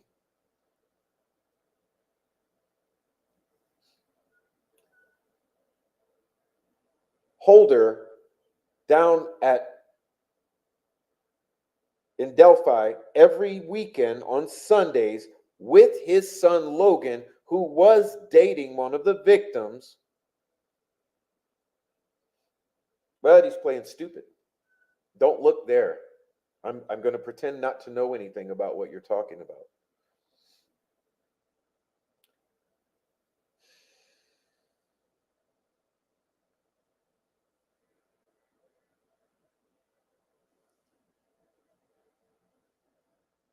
Had Judge Diener known of this concealed evidence, Diener would not or should not have signed the warrant. And had the defense not dug in hard and found the needles in the haystack that led to this knowledge, actually investigated, the defense may have never thought of asking for the missing discovery. And McClellan would have never turned it over. He would have never turned over the click letter. Without the click letter to the defense would have not learned of the other exculpatory evidence. The facts show that Liggett acted intentionally and recklessly. And just yesterday, dumped new discovery, a significant amount, after the deadline to produce such discovery. Why have they been withholding it? What else have they withheld? All right. Well, at this point, ladies and gentlemen, unfortunately, we're going to take a little pause here and stop because next we will be moving on to Elvis Fields in detail. Okay. So what we're going to do is wait and do that in the next episode since we're already 2 hours in. We're going to get in here and we're going to get into our discussion with the chat portion, which is my favorite portion of the show. But as you can see, even just today, an alarming amount of evidence regarding these Finlanders.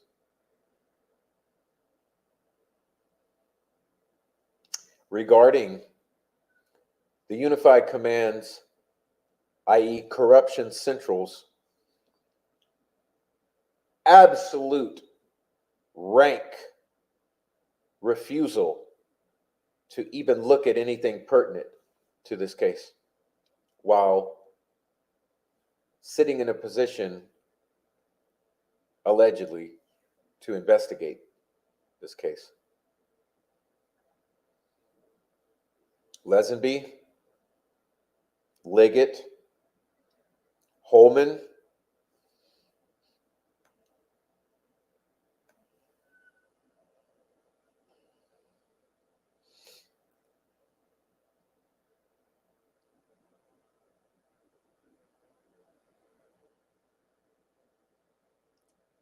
it's obvious it doesn't smell right. I'm not on the warpath with anyone here in this world. I came into this, as I mentioned in the beginning of the show, the first few minutes, with no allegiances, no alliances, a clean slate. And this is where we end up.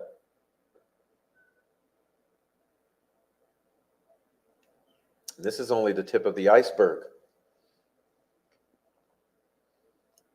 We haven't even touched on how social media played a role in this. How it was used since day one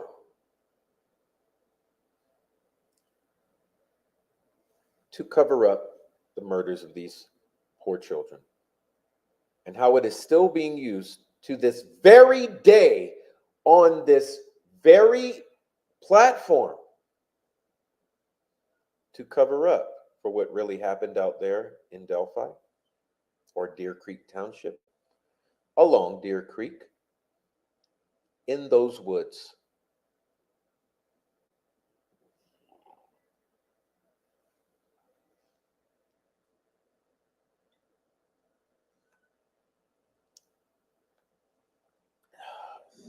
Now let's get into the chat. Everyone who's come in since we've started, I thank you so much.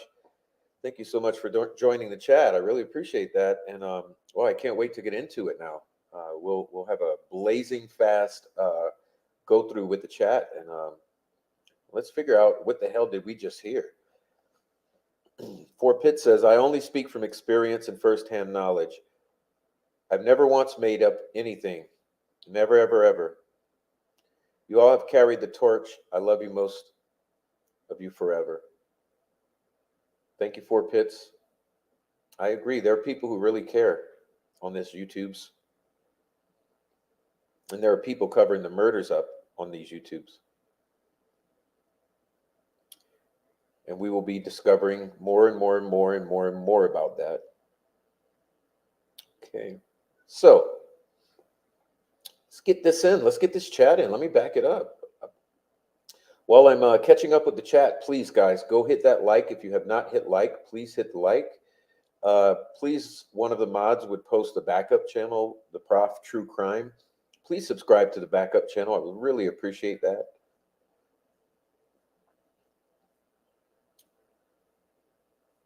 Okay, and if you would like to support the show, there are multiple pathways for you to send support. And I would just love for you to go subscribe to that backup channel. And let's get into the chat. Here we go. Let's see. Welcome in, Freckle Joy. I saw you come in. Lisa. Let's see, who else did I miss? Jojo. Welcome in, Jojo. Rebecca, welcome in. Jen, welcome in. Amy, welcome in. All right.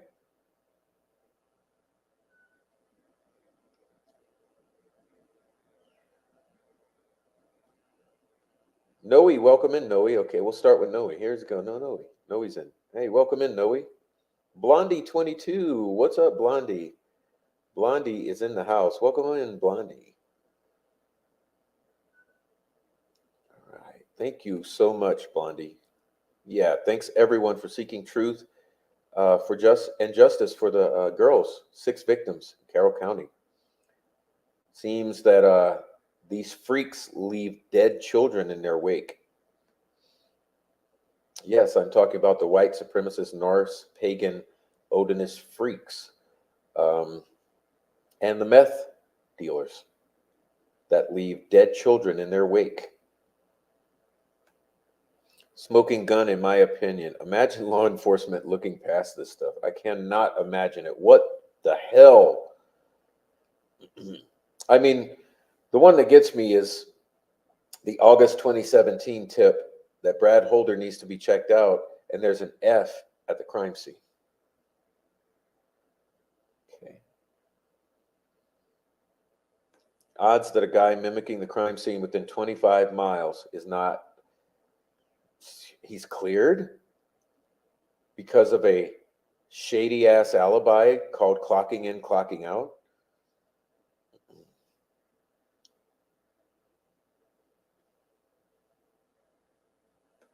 Has anyone mentioned that Josh Lank posted a purple PT Cruiser he listed on the car lot where he works? No. Well, that's new to me, Radarcita. Thank you so much for coming in, and god damn, thank you.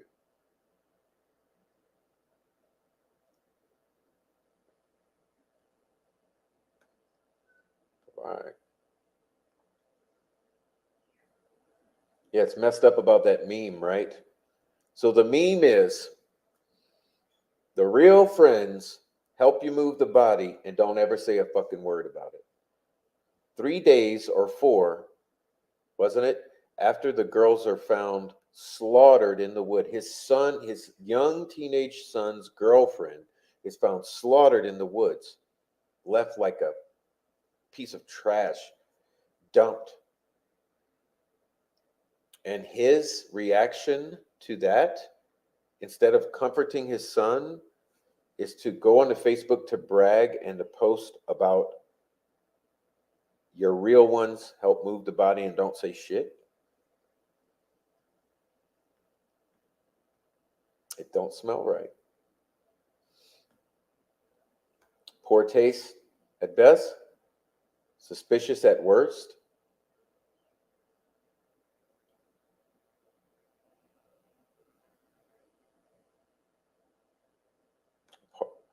Frenchie says that a short time after the murders, Logan Holder was posting pictures of his new girlfriend. All right. Real ones don't kill children and mock sacrifices and act like something's hard as men and fathers. Yeah, these creatures failed. Yeah, and remember, he's cranked out of his mind with testosterone. 2 in the morning, at just about the time we believe at least one of the girls is being murdered or had just been.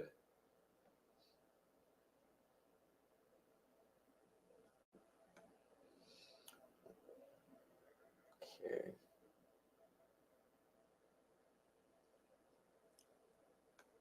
Frenchie says, never forget, Brad Holder was at Ron Logan's place that whole weekend.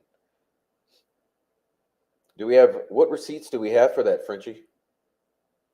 Shit parent at best. That's what I'm saying.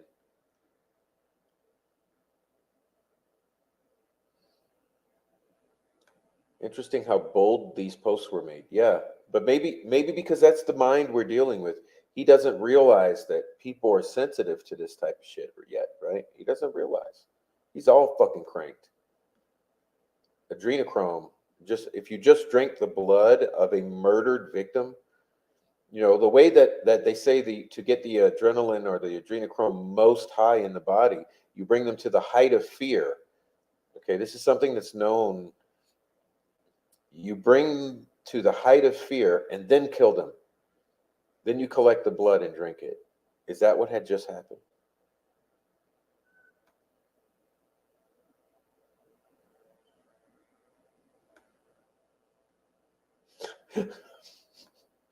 Rebecca says, all methed up. Fort Pitt says, I believe Holder was stalking the trail system in Delphi, just like I noticed he was in Logansport at Riverside Park. Was he lurking? Okay, so you guys know about this, what is it called? Oh gosh, I'm going to be terrible at recalling this at the very fucking moment.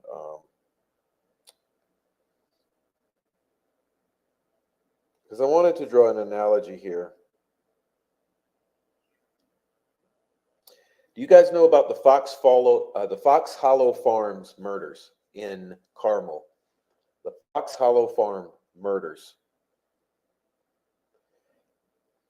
Okay, this is where right on the Monon Trail. Okay, there's another trail. There's this trail. It's a walking path that is surrounded by trees in Carmel. And it follows alongside of this property at one point. And there's this little footbridge you cross over. When you cross over this little footbridge, you follow alongside this very premium property. And this particular property is called Fox Hollow Farms, I believe. And there were multiple body parts of multiple victims discovered on that property. And it was all pinned on one guy. Okay, they did pin it all on one guy they considered a serial killer. Now, all of these victims were gay men that had ended up missing from gay clubs, primarily in Indianapolis.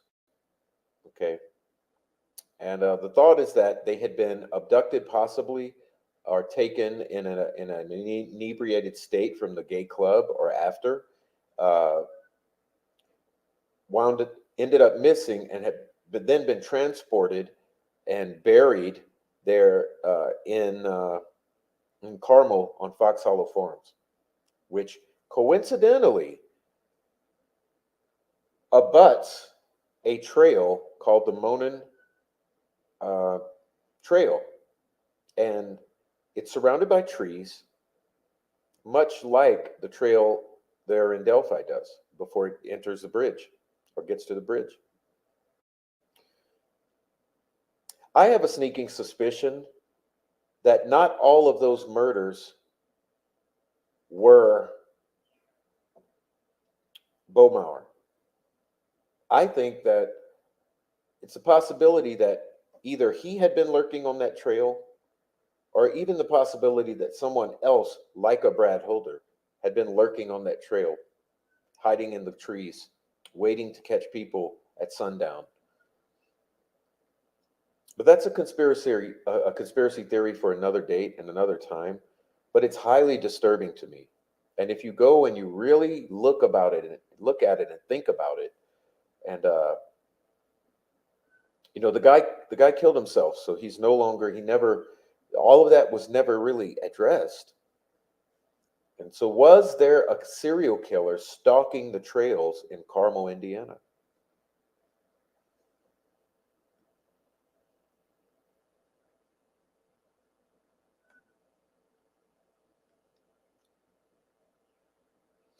Blood brother. Abby's last proof of life was at noon on the 12th when she was with Grandpa Cliff Williams at the Monticello Hotel. Yes, I agree with that, but I think it's also kind of odd. I don't know what to think. I don't know what to think anymore about it. I used to sympathize with Cliff. At this point in time, I don't know what to think about it. I find it odd, like everything. So I even, Frenchie, find this odd. What's up? Nobody, nothing coming in the house. What's up? Nobody, nothing for baby daddy. Anyone I missed? Welcome in. Blondie22 says such damning evidence. Yeah. Freckle says this is a Frank's memorandum. It's been around forever. Yes, ma'am. And Radar, I can direct you to this if you need it, Radar. If you should have it and read it. As a matter of fact, Radar, go to the Delphi Docs Reddit and you'll find it. Abby's biological father is Peter Falk of Michigan. He was not in Abby's life. I guess he was a sperm donor. This avenue would have not gotten Liggett elected. It would have been, oh, absolutely. Okay. Amazing point you're hitting here, Four Pits. Not only is it a red flag that Liggett did not pursue this avenue of investigation, but it would also not have gotten him elected because the very people, the powerful in the area would have turned against him for going after the Odinists. But it would have gotten Mike Thomas elected. And I bet money Mike was working with the FBI on this in the beginning. Yeah, and Mike Thomas might have had all this. Probably did. We should ask our friends the Unraveling, who may have some information from Mike Thomas that I'm not aware of.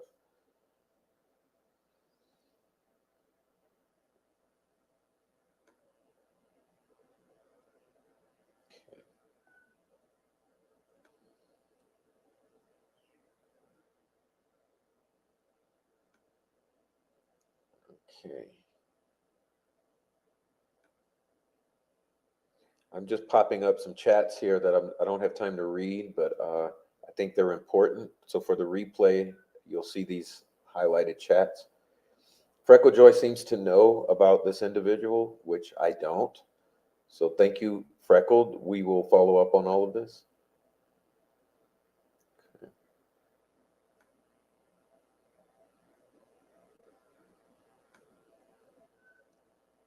I don't know what we're talking about, but I'm just popping it up here.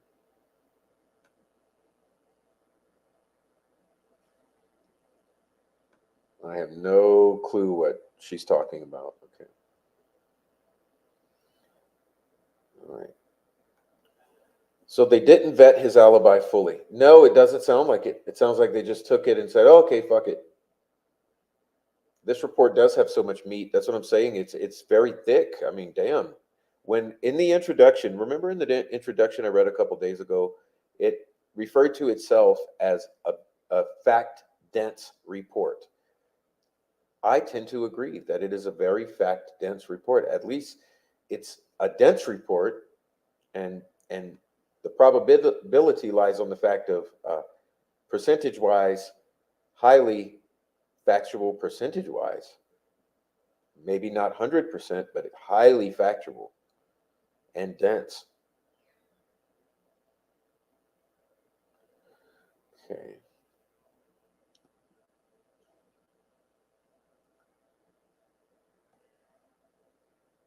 I've had people clock me in and out of work. Me too, Rebecca. Most places, you just write in your time. Yeah. Questioning that alibi. Welcome in, Lisa Marie. I see you, Lisa Marie. Welcome in, Nancy Drew 101. Okay. Holder would have known to avoid the cameras. Yes, he would have, because you know how to do that if you work someplace.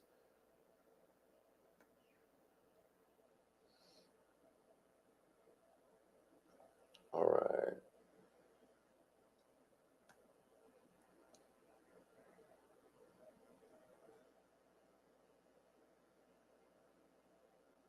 All right, I'm starting to catch up.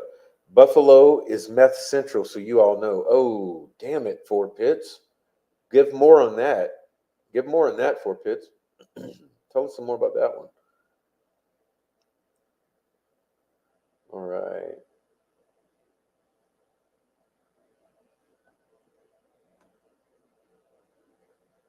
Timeline is off. Yep. Alibis are no good. Nope. Until we find the true day and time missing and killed. Yep. The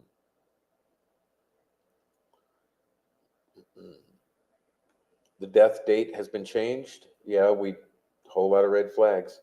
New charges say around the 13th. Down is up and up is down. Nothing fits in Delphi town. Boom, sunflower. Thank you so much. That was awesome. Reverse psychology psychology doesn't go well over here. No, but they try it, don't they? That's all they do. But the thing is, the whole cognitive dissonance and the refusal to accept what's right in plain sight, in front of your face, it's ending. It really did. It hit me over the head today when I was watching the Supreme Court hearing over again and watching Gisela and Bob, like I said earlier. It really hit me. It hit me like a brick in the side of the face, and I was like, "Oh man, this is a." It feels like we've gotten to a sea change. There's a change coming. I think the dam is breaking. There's an undeniability in a lot of this that people are not going to be able to go back from. And so all of these gaslighting ass YouTubers can kick rocks, hit the road. Hook off with that because it ain't going to keep lasting any longer. All in the names of don't question the family. Oh, okay. Okay. Yeah. Don't question the sus ass family. Okay. We'll remember that. Okay. Don't question Holman. Don't question Liggett. Don't question Lesenby. Yeah, right. I'm questioning every one of them. I'm questioning David Vito, Brian Harshman, every one of them. Nick McClellan, Shane Evans. I question every one of you motherfuckers. And I will continue to. It's not going to stop. I don't understand what the problem is that you can't see that this is so fucking sus to the general public at large. You can't see that.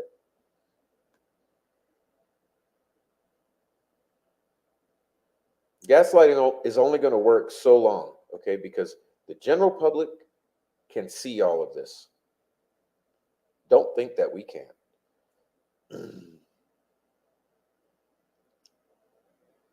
They have our girls. Who's they? Who's they? Were those girls held at a sort of a ransom for a short time? This is something that's barely spoken of. Were those girls held at a ransom? Was there some sort of ransom situation that popped out of this situation, even for a brief time? And is that what the statement meant, that they have our girls? Was there some statement like you give us $500,000 or the girl's dead by tonight? I don't know. No one knows except those who would know. The possibility exists that there could have been a brief time where there was some sort of ransom situation. They have our girls. And it's just a shame it didn't have to go down that way.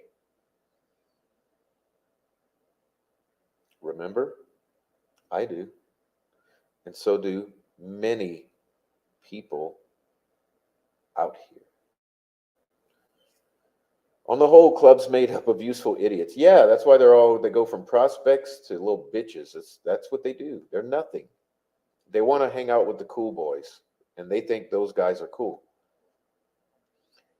Kaiser Rose just found Prof last night. Good content. Thank you and welcome. I'd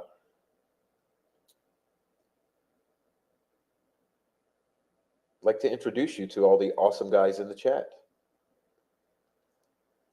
Enjoy. These people connect to the Kokomo crew. In 2014-15, I was running with Derek German.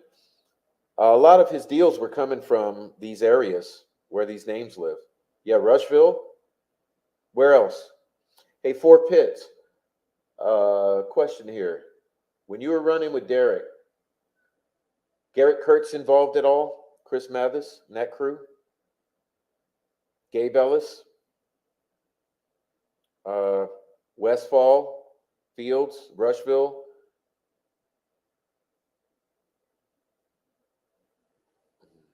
Okay.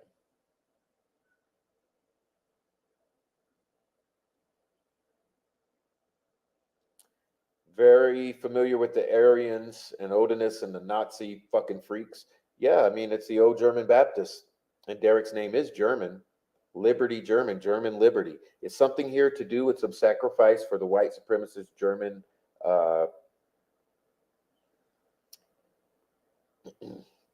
freaks. Okay.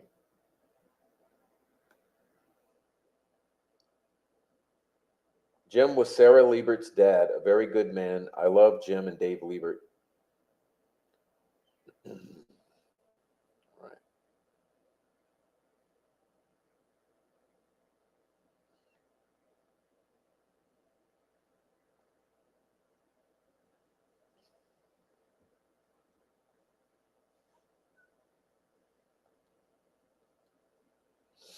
All right.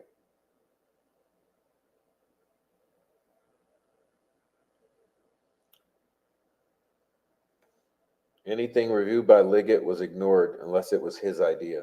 Yeah, it sounds like something's wrong here. Sounds like something is wrong here. I wonder where these wonderful investigators got all this great info. Hey, talking about Greg Ferenczi. Do you know that Greg Ferenczi was murdered by a white supremacist? Tied to these very groups. Was Greg Ferenczi killed because of what he did expose about these groups, or because of what he was about to expose about these groups? Why was Agent Greg Ferenczi one of the most important names in this information? Why was he assassinated and lured out of his office with a Molotov cocktail and then shot in cold blood by someone affiliated with these groups?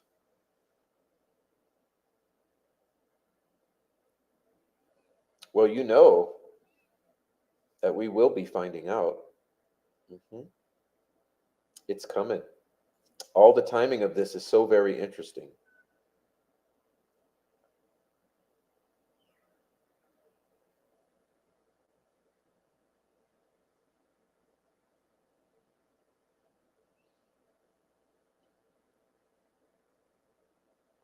Real Christians who fear death, love God, and live by and through the Bible are extremely pleasant and lovely people to be around.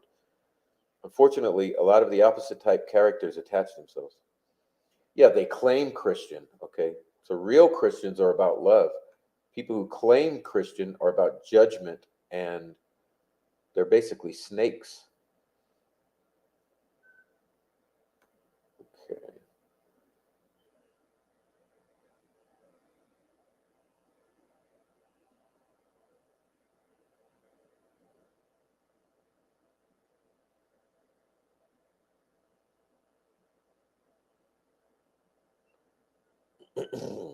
I'm catching up with you guys. Yeah, why do you think Diener? Okay, let's talk about Diener. Why the fucking hell do you think Diener recused himself and stepped down?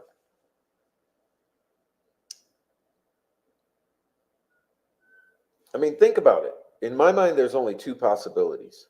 One, there's a conflict of interest. Okay, so there's some intense conflict of interest where he was forced to step down. Okay, that's option one. The only other option in my mind,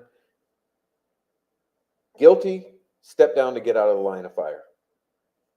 So what was it? Was Diener obligated to step down, or did he strategically step down because he knows that he should not have signed that PCA?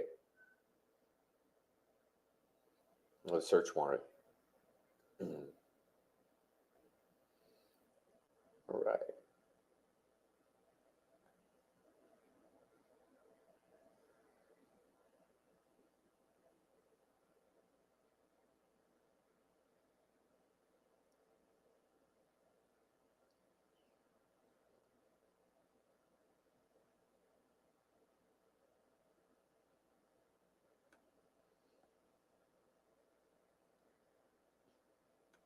All right. Radar says, I swear it's so stupid, or they think that we are so stupid. Yeah, they thought they would get away with it, is what happened, I believe. They thought that they would get away with all this fucketry.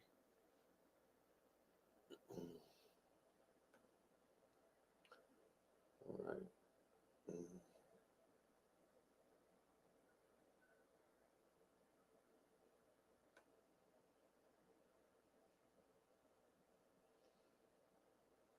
All right.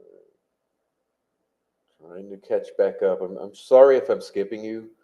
Uh, I really hate it, but trying to catch back up with so much chat to catch up to so I can be in real time with you.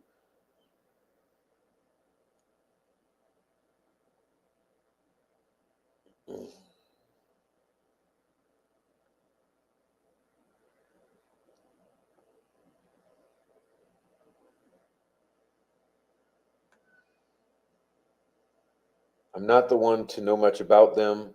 If it is her, she really needs to stop, but I'm about to get real nasty otherwise. I've been polite and warned them. We've all been too polite. We all been too fucking polite. And they're gaslighting right now.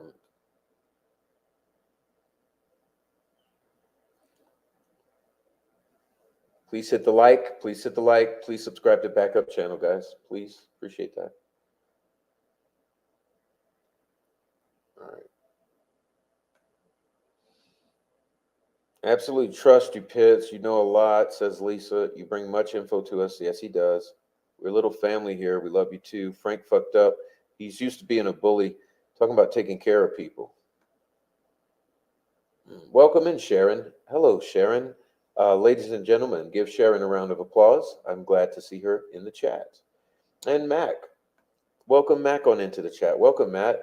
Mac, I am apologizing for not seeing you earlier, but Sharon and Mac, thank you for being here. And I hope you continue in the chat. We love having you. All right. I love this chat. We can ask each other stuff and can confirm or deny or say we don't know. Yes, because we don't allege anything here as fact unless we know it to be fact. So it's a workhouse. This is a working group. I've told since day one, since before I started YouTube, when I was exclusively on Discord, I told my group back then that we were a working group. Okay. I learned so much because of my working group in Discord before I even stepped foot on Facebook. And so this is just an extension of that concept. We are a working group. This is why I love talking to you all on the phone, through emails, through text messages, through chat here. We've done a lot of work. You should all be proud. Okay. I know some questionable individuals in Carmel, says Louise. Yes, so do I. Didn't someone receive a heart transplant that has injected themselves into the Delphi case? Or a son of that transplant patient? Bowmeister. Yeah, Fox Hollow Farms. Fox Hollow Farms. I mean, I just don't buy it, okay? I'll tell you what it is, Frenchie. The gay predator theory, okay, I get it. I get it. I do get it. Okay, I get it. And it could be true with some of them. But my feeling is that that trail right abutting his property, I mean, there's even like a little footpath where you can go right onto his property, or he can come right onto the trail. And I really do believe that either he or someone was lurking that property and lurking that trail system and possibly pulling victims from that trail right into that property and then chopping the body up, burying it in different parts. It's many, many, many, many parts of many bodies found. It's my opinion. Yeah, Save a Lot founder, or if it not save a lot, it saves something. But a little local grocery chain, he had some money, but I think there's something more to the Fox Hollow Farms murders because of the trail would be a great place to lurk and pull victims from. With all this information, 136 pages, even if there was, I still think these guys are definitely guilty. Whether it seems like somehow they're informed, it just seems like somehow they are, I mean, not informed, involved. It seems like there's some involvement in some way, or even if it's just by mere means of knowledge. The hills have eyes. What's with the Indiana farm murders trope? Reminds me of Belle Gunness, coincidentally, a Norwegian American serial killer in LaPorte in the 1880s. Damn, I don't know nothing about that, Laura, but geez, welcome into the chat. That's how she comes in. She comes into the chat, swing the door wide open. Welcome in, Laura. I'm concerned about people interjecting themselves. What are their motives for trying to silence YouTubers? Yeah. Are they involved? Are they involved directly or indirectly in some way that they would have some skin in the game?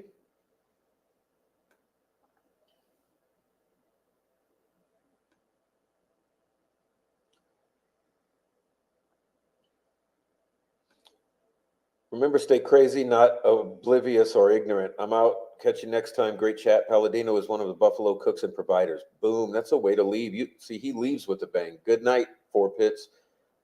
Damn, that's a way to leave. I'll leave that up for a minute. Let people let that one sink in. So what's the connection to Palladino? Is there a connection from Palladino to Holder?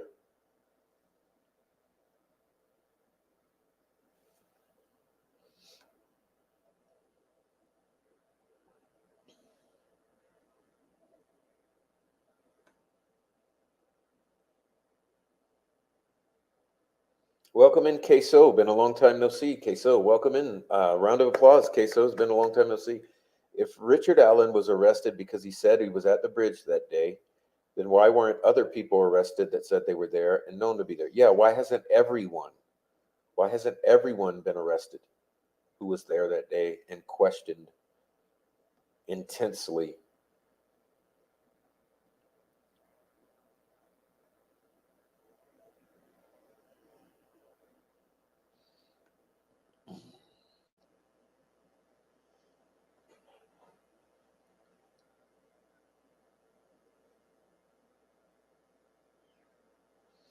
Snarky Sass Angel, welcome in. The original prosecutor, do we mean Robert Ives, said that he knew the girls were missing the day before on Sunday, not on Monday. What?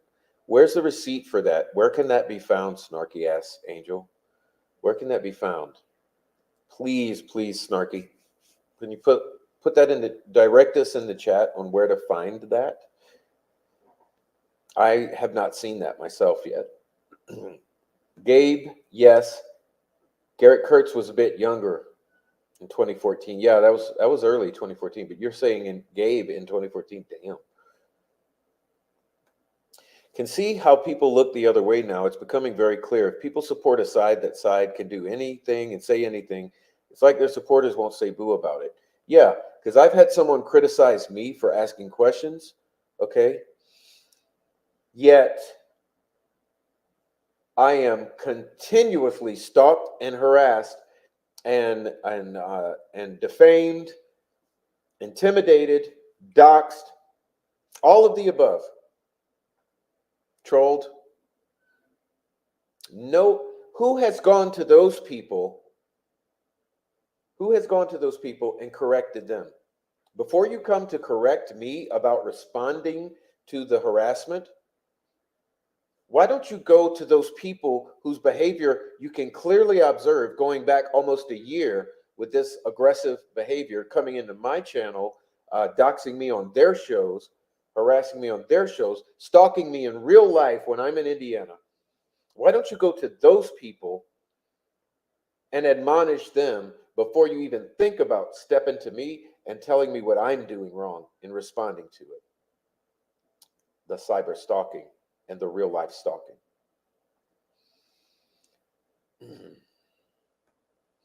Welcome in, Professor Pug. It has been a long time since I've seen you too. I'm so glad to see you. Thanks for coming back, Professor Pug.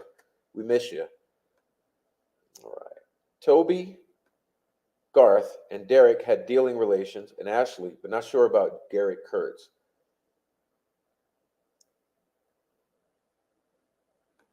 Meehan was a federal corrections officer, yes.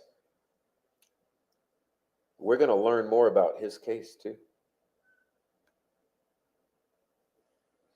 Yeah, they went and they dropped the vehicle on the judge, is what I think happened. They murdered that guy. That's my opinion. Just like I think Robert Fortson may have been murdered. Gabe Ellis was Christy Martin's people, Kokomo crew. Derek ratted on Christy. She did 9 years.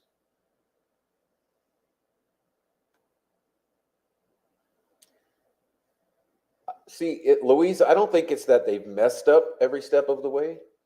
I think it's that they've covered up every step of the way. See, that's where the change of mind is coming. It starts off with, oh, they're messing up. Oh, they've messed up a lot. Oh, Tobe is messed up. You start that way during your journey. And then you get halfway through the journey and you start thinking, hold on.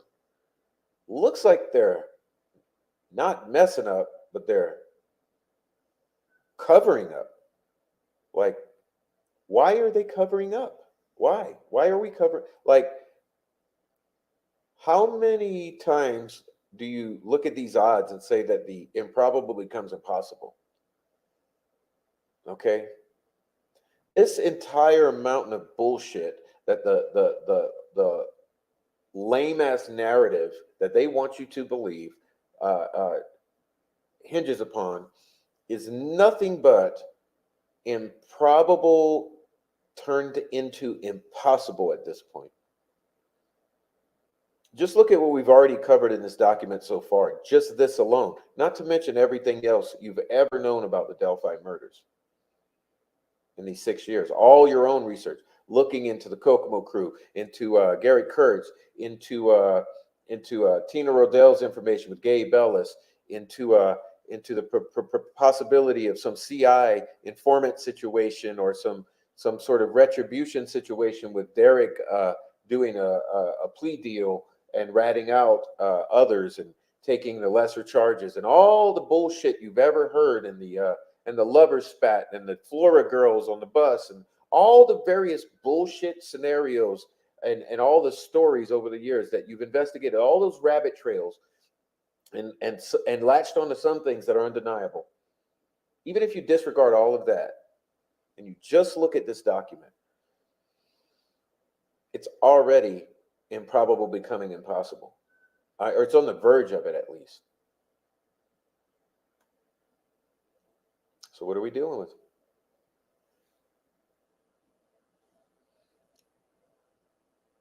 I don't think it's mistakes. I think it's cover up.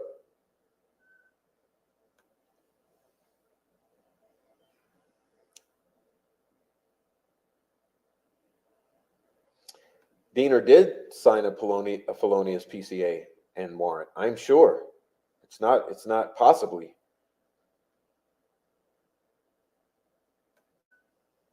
Diener knows the Odinist Freemasons were orchestrating the whole thing, and yeah, you know, Brad Holder Freemason, Nick McClellan Freemason. I mean,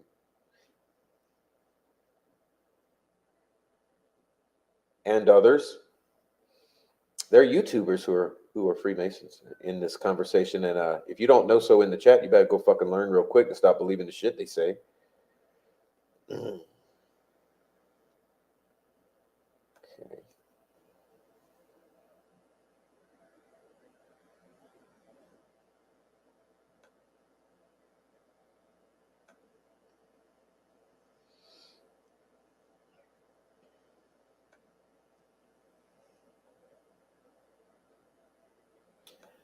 Snarky says, so I have pieced this case together and finally made a complete picture today. It makes sense, but sad.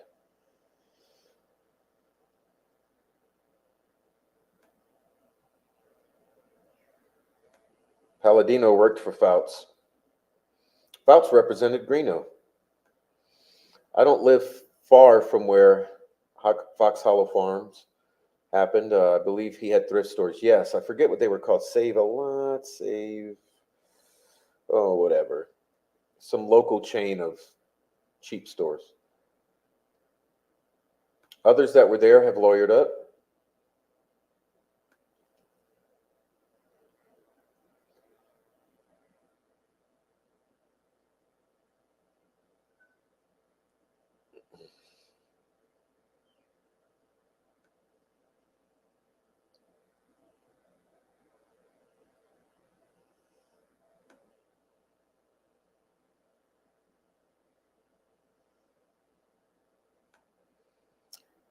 Reddish brown hair on the real bridge guy. Yeah, remember that?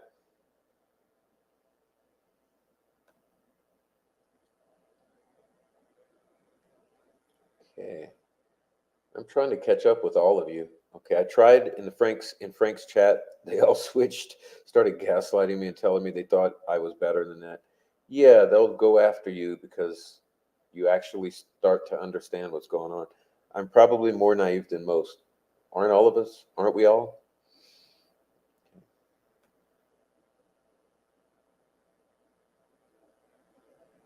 Yeah, I believe so too, Radar. I think that's exactly what happened. They went there.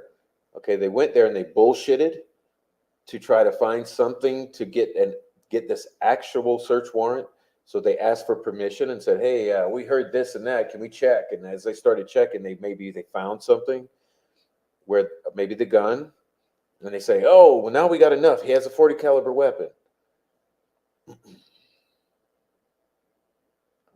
Hey, have I caught up? I believe I may have caught up with the chat.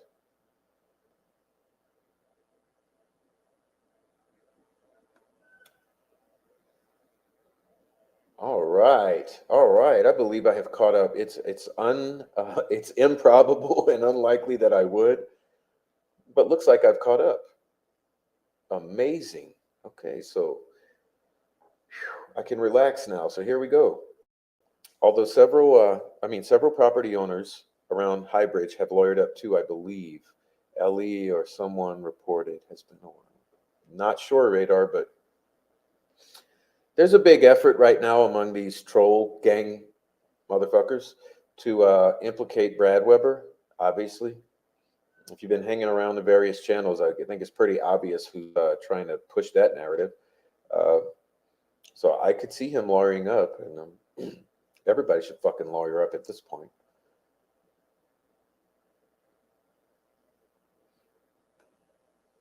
All right. I think most people have good intentions. I don't think most people have good intentions at all. The world and people doesn't work like nope, they don't. That's what I was telling one of my friends today on the phone. I said, look, unfortunately, you got to expect the worst out of people and be hesitant because that's just the way it is now.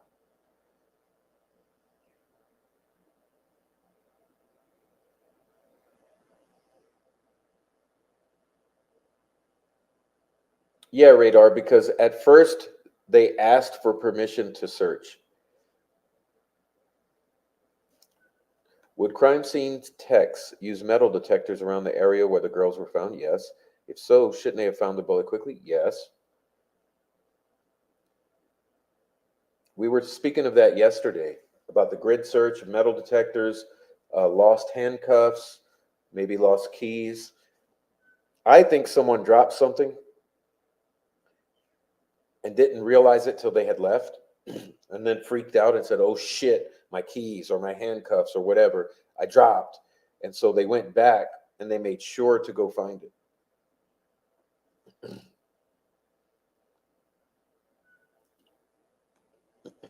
It's a shame, but it's the truth. But that's a lesson learned. As you go through life and you get beat up more and more, you eventually learn that lesson that you just can't even trust your own family. So how in the hell can you trust a stranger? Just take everything on a case by case basis, and you look for certain things that show you who they are.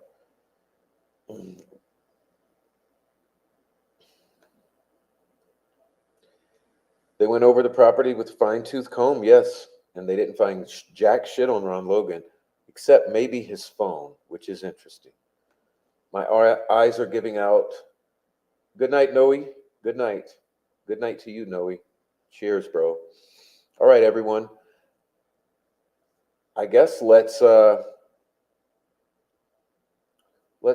to bring it on home. If you're in the lurker crew, all lurkers, please go ahead and join the chat for the way out of here for the next 5, 10, 15 minutes. Please join the chat.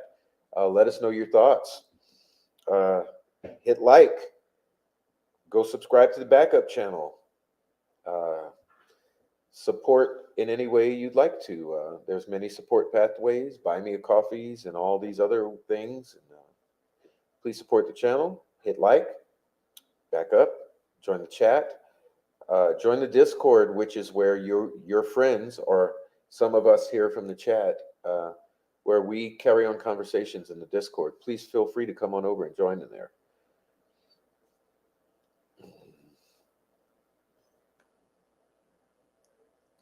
Megan, we are live. Yes, we are live.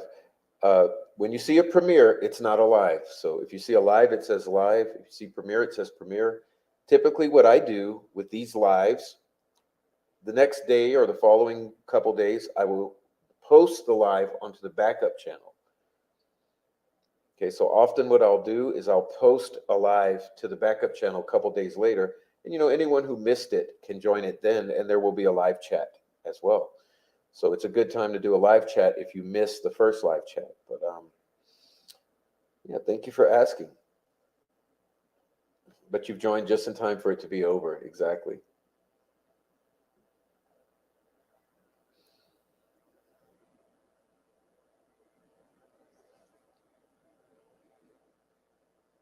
The wind down waffling is a time-honored tradition and often accompanied by music. Yes, indeed, Laura. How much does Gull know? Who the fuck knows? But in my opinion at this time, I think she's pretty bold. She's taken very, very, very bold actions that are questionable. And to me, it reduces my confidence in her. And I start to think bad things. Like, is she colluding with the prosecution and law enforcement in this corruption? There's the appearance of that. Remember what we were discussing in some of the other documentation, that it gives the appearance of bias. There is an absolute appearance of bias that Judge Gull has now established, and that is not good. It's not a good thing. I mean, do I know what she knows? No. Do I know what she does and what her motivations are? No. Do I know if she's corrupt or not? No. But I know this. It's not too good that she's appearing to be so unhingedly biased.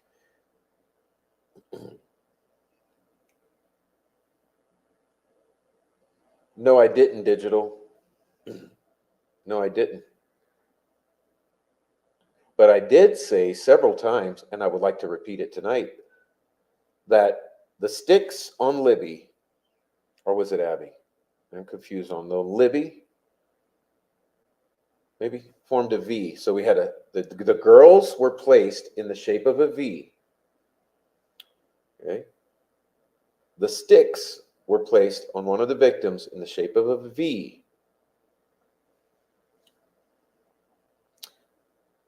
We are discussing a group of Vinlanders. Does Vinlanders start with a V?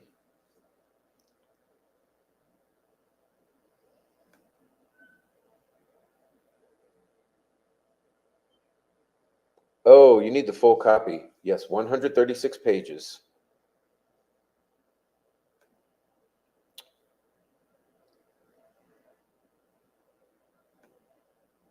This house of cards has to come tumbling down eventually, right? It's so obvious. Well, it's tumbling down now.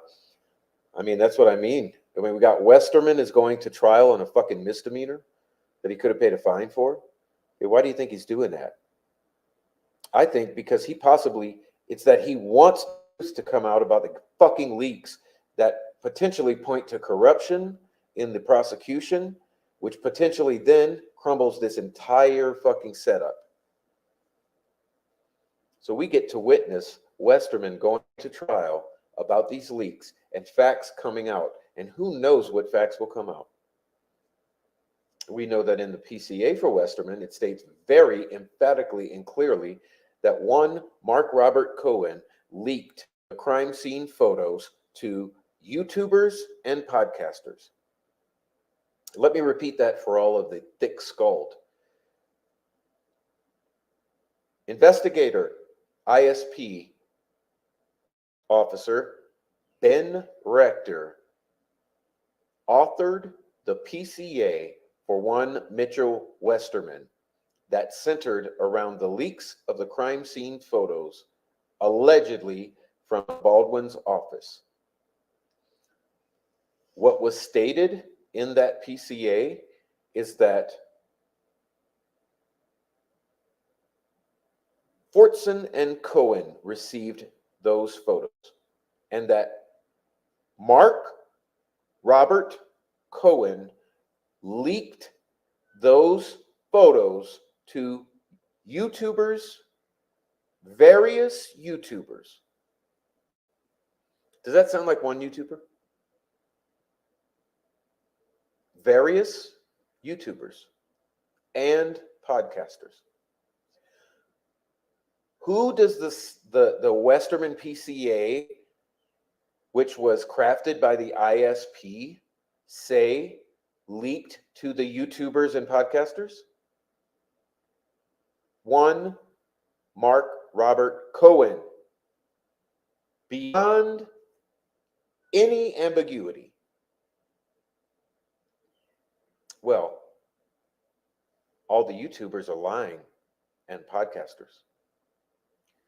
We did our own investigation into the leaks and we determined exactly what happened, and it points right back to Ben Rector being absolutely correct on the fact that Mark Robert leaked to various YouTubers.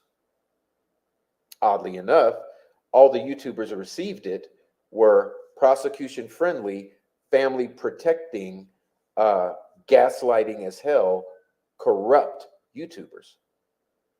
So what did Mark Robert Cohen do?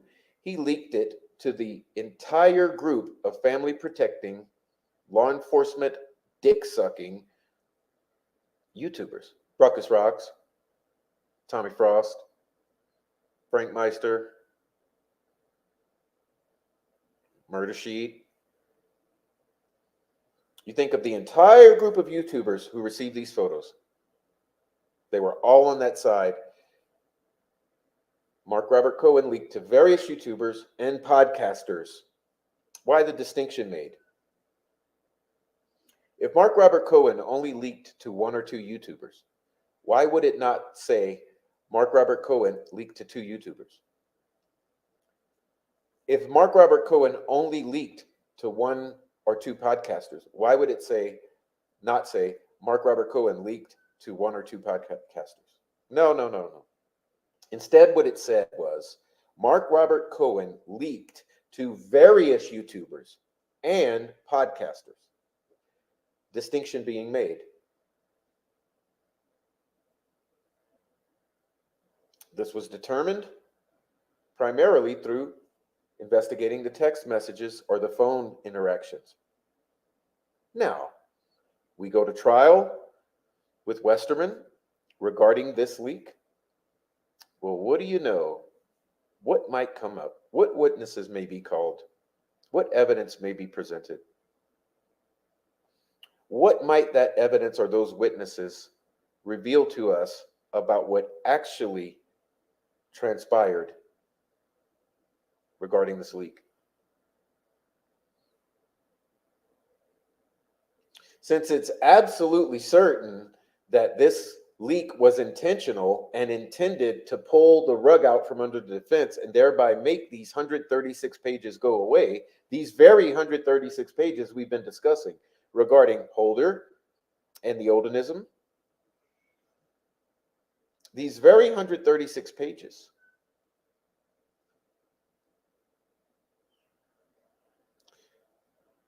this leak was the cause of that occurring, okay? Now, they tried to make you believe it was Westerman's accord. He did it on his own accord for his own selfish reasons. And it was a small thing. He gave it to one person, this, blah, blah, blah, and it all got diluted. No. What it appears is he was caused to go in there to sabotage the defense, then leak it to others. And we know what happened is Mark Robert Cohen took it and leaked it to all of the prosecution-friendly cover-up based YouTubers. So, hey, what do we know?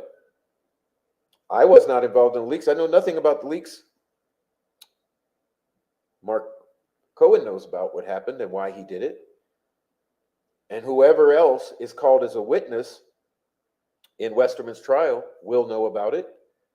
Whatever other forensics digitally will be produced will reveal about it. Oh, we're going to know a lot of fucking shit about those leaks come Westerman's trial later this year.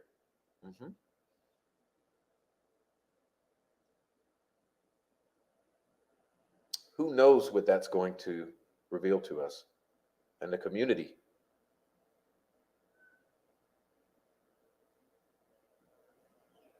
This community is broken. It is. It's split down the middle, okay?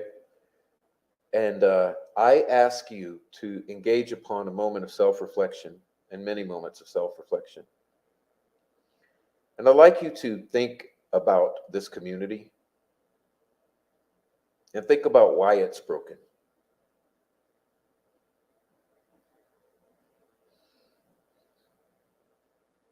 Because in my opinion, you only have two sides here. You have one side that is fiercely protective of the prosecution and the family, totally ignoring every single anomaly that has ever popped up. And we know that these anomalies stack up beyond the possibility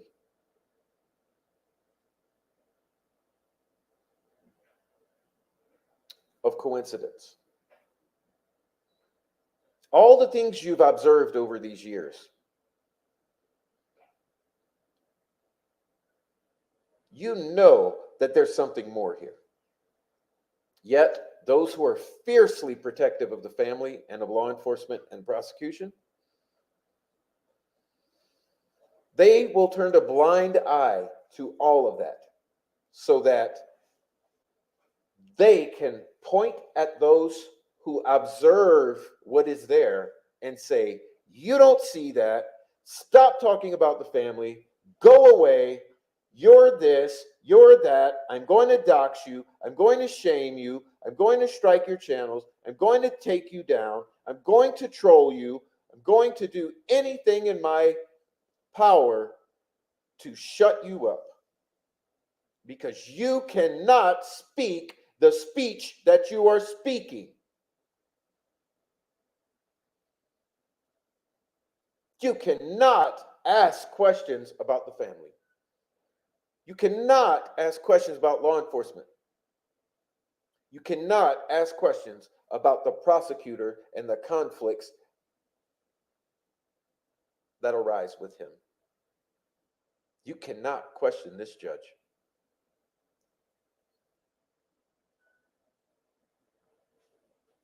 Remember, we're talking about a broken community. Now, I want to ask you, is this normal? Why the intensity of emotion in this division?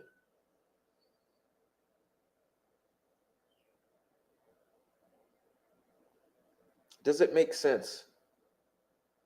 As you reflect upon this division, ask yourself, does this make sense? That there would be such animosity, gaslighting, hate, shaming over speech that is reflecting upon all the anomalies observed over 6 years?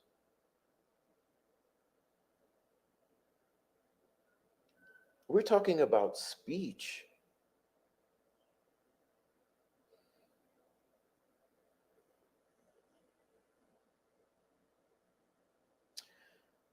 For the casual viewer, it's too complex to understand. They don't know the relationships. They don't know the politics.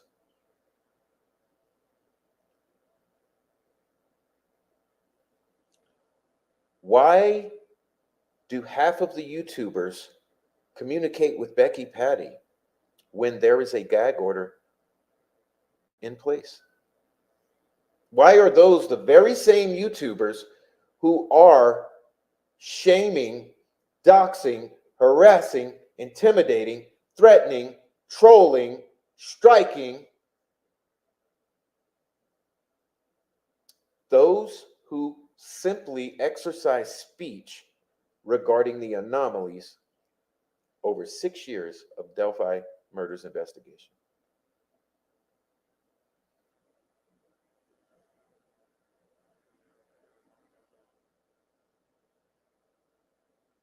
Why have these YouTubers not been questioned? Why is the defense of Richard Allen not questioning the YouTubers who are speaking with the family in violating the terms of the gag order? Remember that the gag order states that not only can you not directly communicate with these people, you cannot indirectly or through a third party communicate with them people. So this family should not even be talking to one other person who will then who will be the intermediary and come to me to share with me. It's not even that Becky Patty can't speak to me. Becky Patty can't send someone to speak to me. Why is that not being taken up by the defense right now and saying, let's talk about this gag order? Let's put together some puzzle pieces. Why is it those very creators, the ones at all-out war with anyone who wants to exercise their free speech regarding the anomalies and the suspicions in the Delphi murder investigation? And they do it with nothing but projection and gaslighting.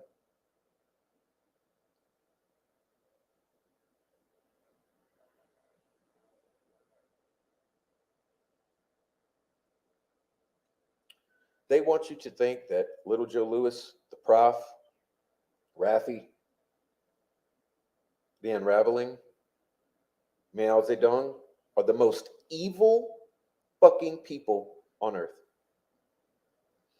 The most unhinged lunatic creators and commentators on the Delphi murders. They want you to think,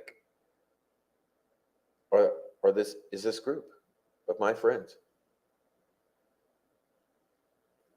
Yet you don't see us going into their platforms. You don't see us building channels strictly revolving around trolling content. You don't see organized gang stalking on the internet.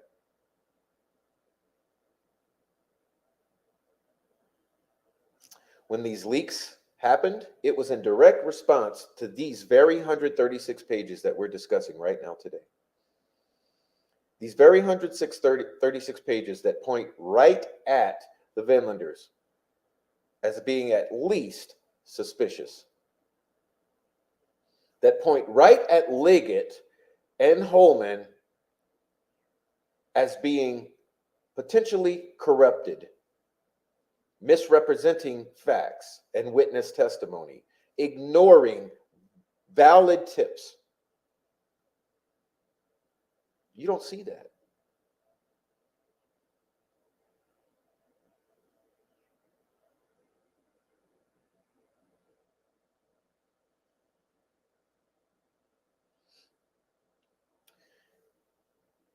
This leak was intended to destroy this valuable piece of information. Fig Solves celebrated the removal of Baldwin and Rozzi when he thought it was permanent.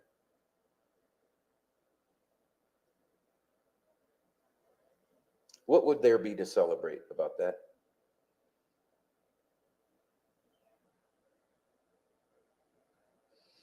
When Doug Carter says very clearly himself that no one has been cleared,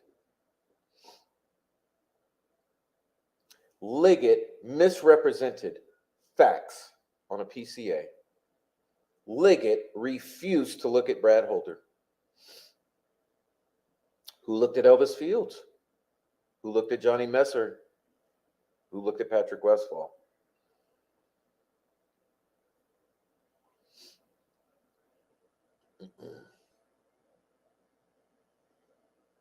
But you've got Sleuth Intuition and the others, the whole gang, regular contact with Becky Patty, at total warfare with the handful of creators who ask very simple questions about obvious anomalies. Their scheme to destroy these 136 pages did not work. And like I said early on in the show tonight, we've been at the vanguard of this change in the cognitive dissonance among the general public. Because it is extremely complex. It's hard to understand. It's nothing you would ever think. It's very difficult. And we've been pushing with questions, simple questions about observations of things that are questionable, exercising free speech to ask those questions and to brainstorm with community members here in the chat and in Discords and in the various channels. Okay, so why the outright warfare against people who just want to communicate among themselves about the anomalies they are observing and the questions that they have 6 years into this case? As I said, the community is broken in half. And it's time for people to get on the right side of the law, to be honest with you. Baldwin and Rozzi should address these obvious violations of the gag order tomorrow.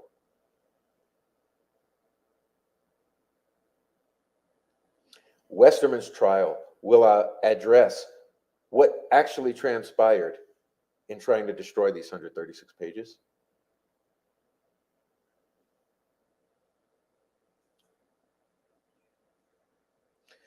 The trial for Ferenczi's murderer will occur, in which we will learn, possibly, who incentivized him to assassinate Mr. Greg Ferenczi, producer of the Odin report. This very report. I mean, the Odin report is contained within these very 136 pages. He was assassinated in front of his office. Why? We're going to learn. We're going to learn a lot this year.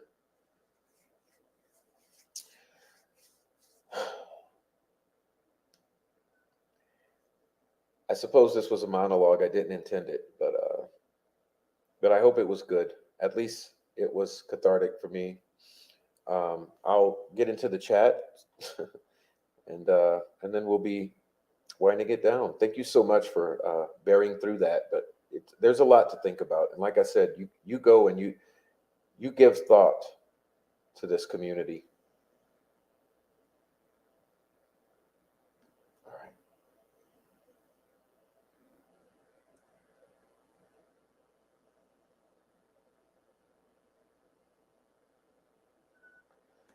Watch as it tumbles. All those on the other side will attempt to position themselves on this side, either the help of their little fan club members in the chat. We should ready a nice spread and drinks for the show. Yeah, I'll bring the music. One, Mark Robert Cohen that can't defend himself. Well, then there's a whole money angle that we suspect, that we also are shamed for speaking of.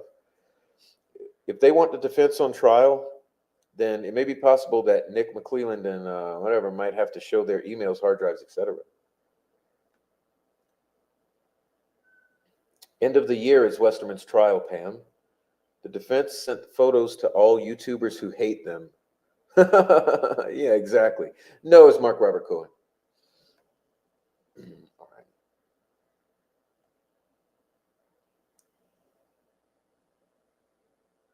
Oh, did you mess up? You mean Robert Kyle Fortson? I see. Yeah, poor Robert Kyle Fortson.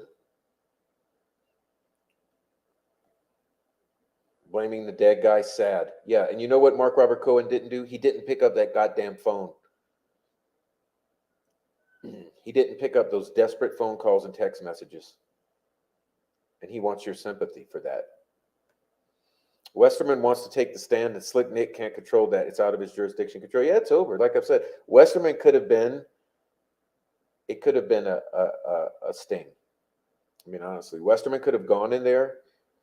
We don't know. Westerman might be a good guy. We don't know yet what happened with Westerman or how he was incentivized, if he was. Welcome in, Skip. All right, Skip says the key to any successful plan is the ability to control as many variables as possible, which is why they've had so many people doing their bidding on social media all these years and in law enforcement. But it's over. It's really, I've never seen anything like it. Me either. I told someone today, do you think I want to be doing this? It's okay to be split. Yes, that's what I'm saying, Radar. It's okay. Stay in your channels. I stay in mine. I say what I say. You say what you say. No, but they can't do that. They want to harass, bully, intimidate, shame, dox, threaten, slander.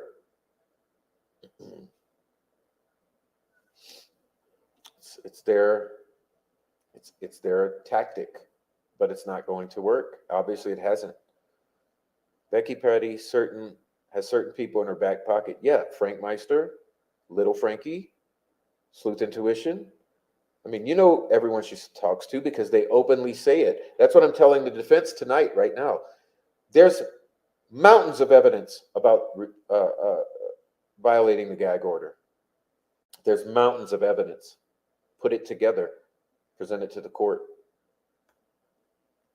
They do brag about it. I just talked with Becky.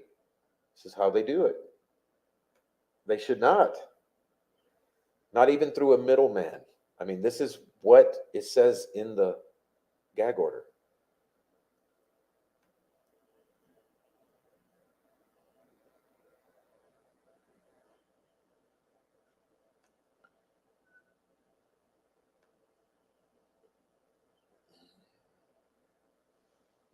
They really hate people like Prof, Joe Al, and Rafi. In my opinion, the creators you just named are credible to those with common sense or basic understanding of the law. Law enforcement has gone to great lengths to hide the truth about the investigation, especially the first 2 years. Yeah.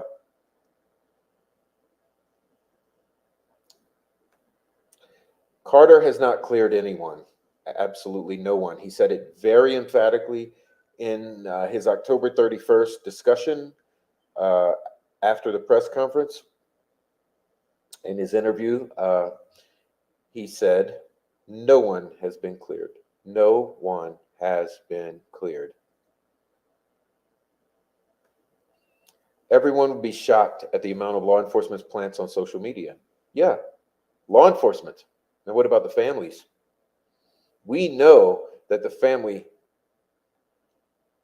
as well as law enforcement, has people on social media. I like popping into Green's chat, pretending I can't hear him, really throws him off. You're harassing Greeno. Why in the world would the Patties even be on Facebook in the first place, defending themselves? Yeah, and on Dr. Phil, and have Kelsey out there, who's a bad communicator in the first place. I mean, the shit never made sense. That's why people have always had suspicions. It has never made sense. These people are in some very deep, deep shit.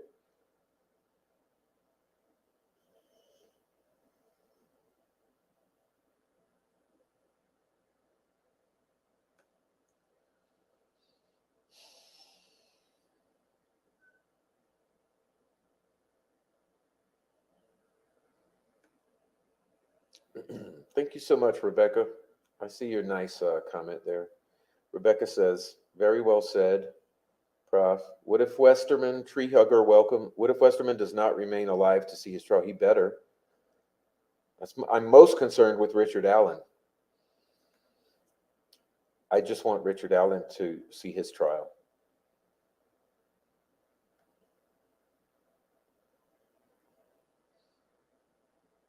Prof, it's also why they want the most recent leak to be an isolated event. Oh, speaking of which, Joao released a video this morning.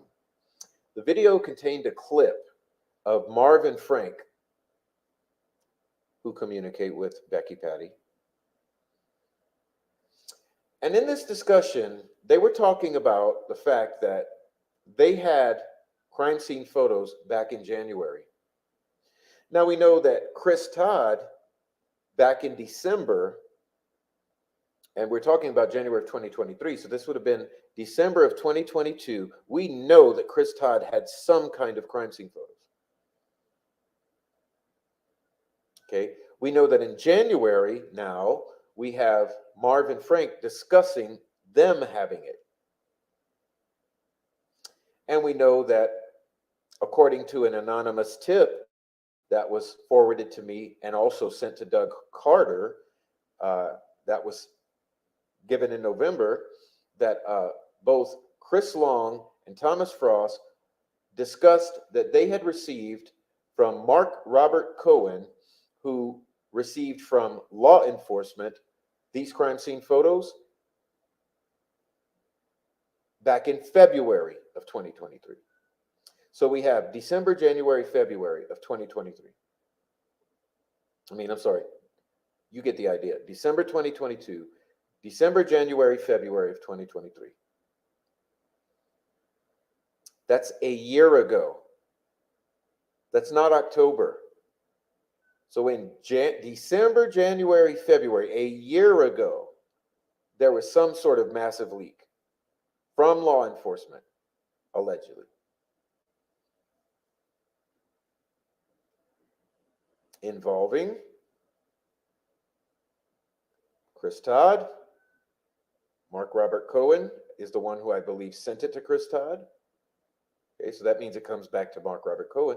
Mark Robert Cohen is allegedly the one who gave it to Chris Long and Thomas Frost, who relayed to a source that it came directly from law enforcement.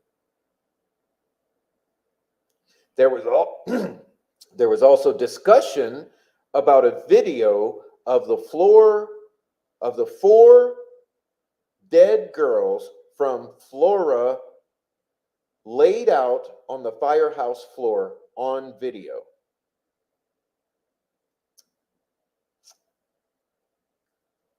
There is also discussion about video of the dead victims on the firehouse floor in Flora among this group.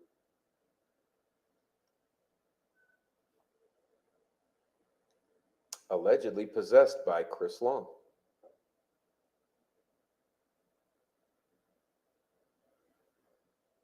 Do you understand what we are talking about now?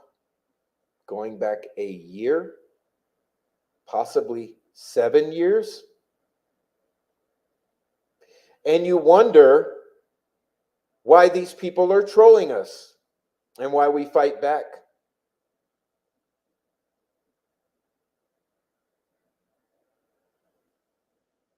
Remember, I'll repeat it for the 5th time.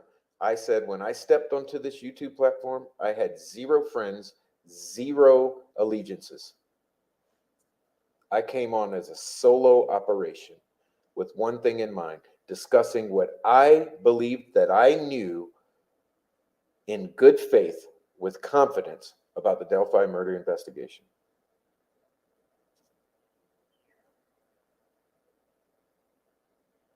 It's the only reason I stepped onto this platform.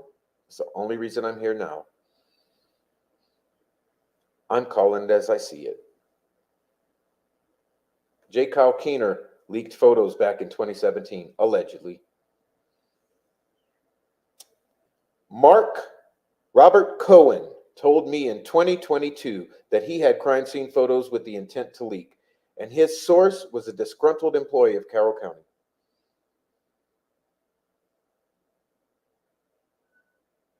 Where's the investigation?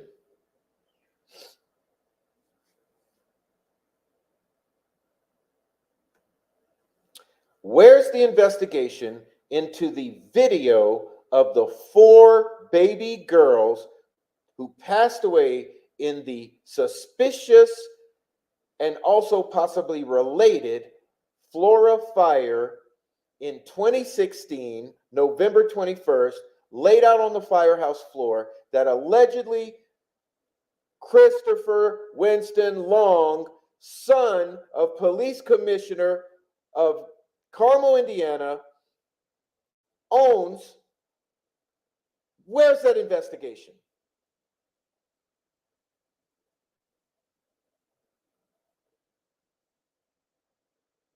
Where's the investigation into Tommy Frost and Chris Long having crime scene photos in February, into Mark Robert having crime scene photos in 2022, into Chris Todd having them in 2022?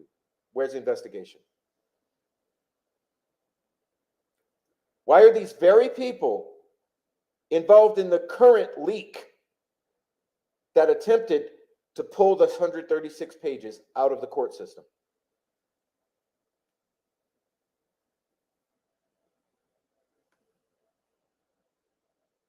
It's probably why I received threats prior to going on criminality, says Skip.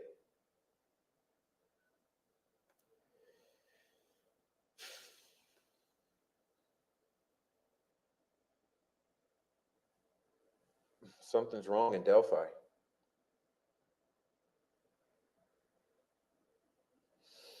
Is it really the people asking questions about the obvious anomalies, both from the family and law enforcement and the prosecutor and the mayor?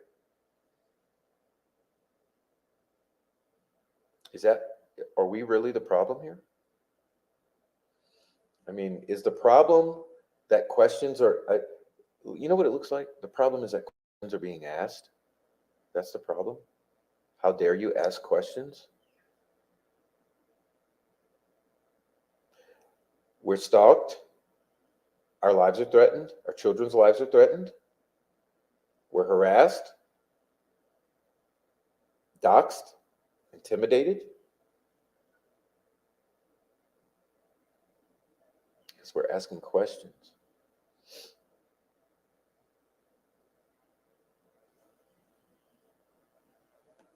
Why would those baby girls be laid out on a fucking floor, of a concrete floor of a fire station?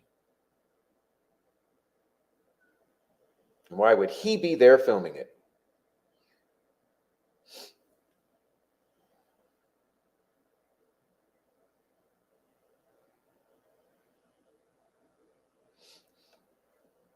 Guys, it's a lot of passion here because it's an insane and intense situation we are looking at. It's complex. How many people could be involved in this? Social media has been used since day one. How many searchers were out there on the 13th? How many searchers were out there on the 14th? How many people were on the trails on the 13th? How many people were on the trails on the 12th?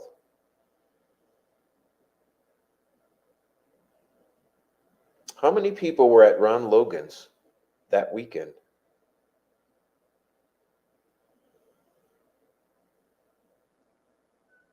How many people are on social media participating in this cover up? How many people in law enforcement? How big is this?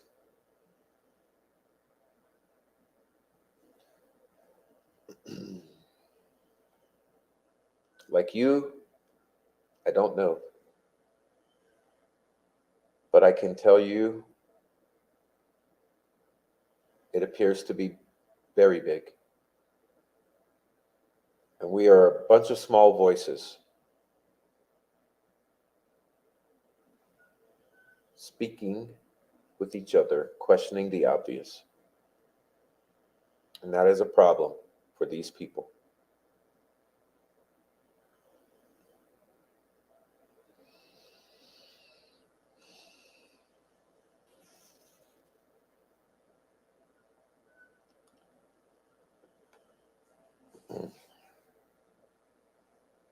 Were the girls ever on that high bridge? Were they ever there on the 13th?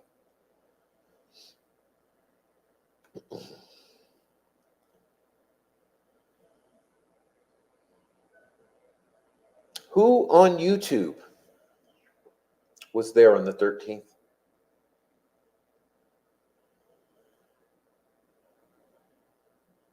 Who on YouTube was there on the 14th?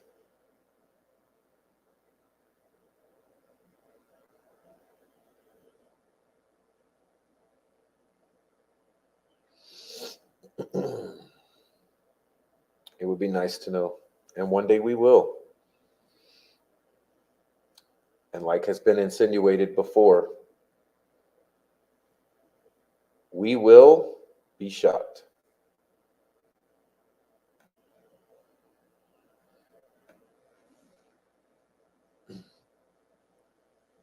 I started with Raffi.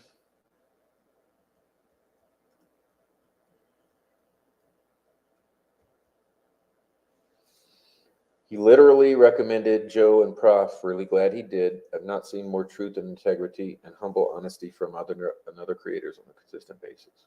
Thank you, K West. We're not perfect. None of us. Who among us are perfect? Who among us is perfect? Come on. None of us are perfect. I'm learning every day. I try to be better every day. Joe is learning. Raffi's not perfect. None of us are perfect. Who among us is perfect? But we are trying here. And all we want to do is speak with each other about what we are observing and what our thoughts are. So maybe among the collaboration in the community, maybe some good will come of it. So why this warfare? Why is this community broken?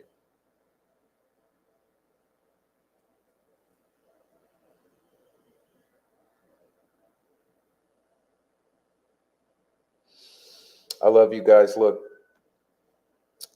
there's a lot to this.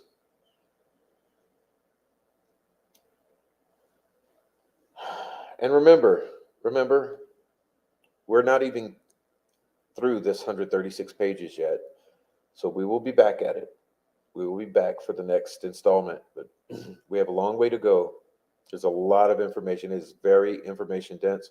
And who knows? Feels to me like it's just the tip of the iceberg. You know, honestly, this 136 pages seems like the tip of a very large iceberg. And even that tip is extremely nutrient dense.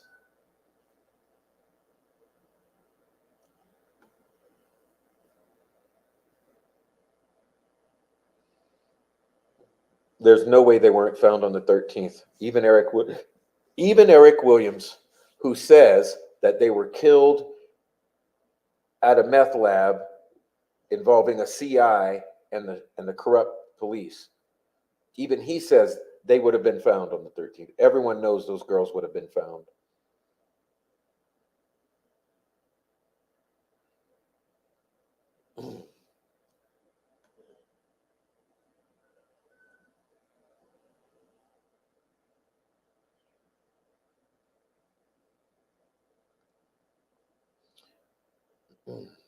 I'd love to do that, Queso. We will do something someday, Queso. All of us, you know how the way, in which way we communicate. You'd laugh. Strictly email. We communicate strictly through email. It's hilarious.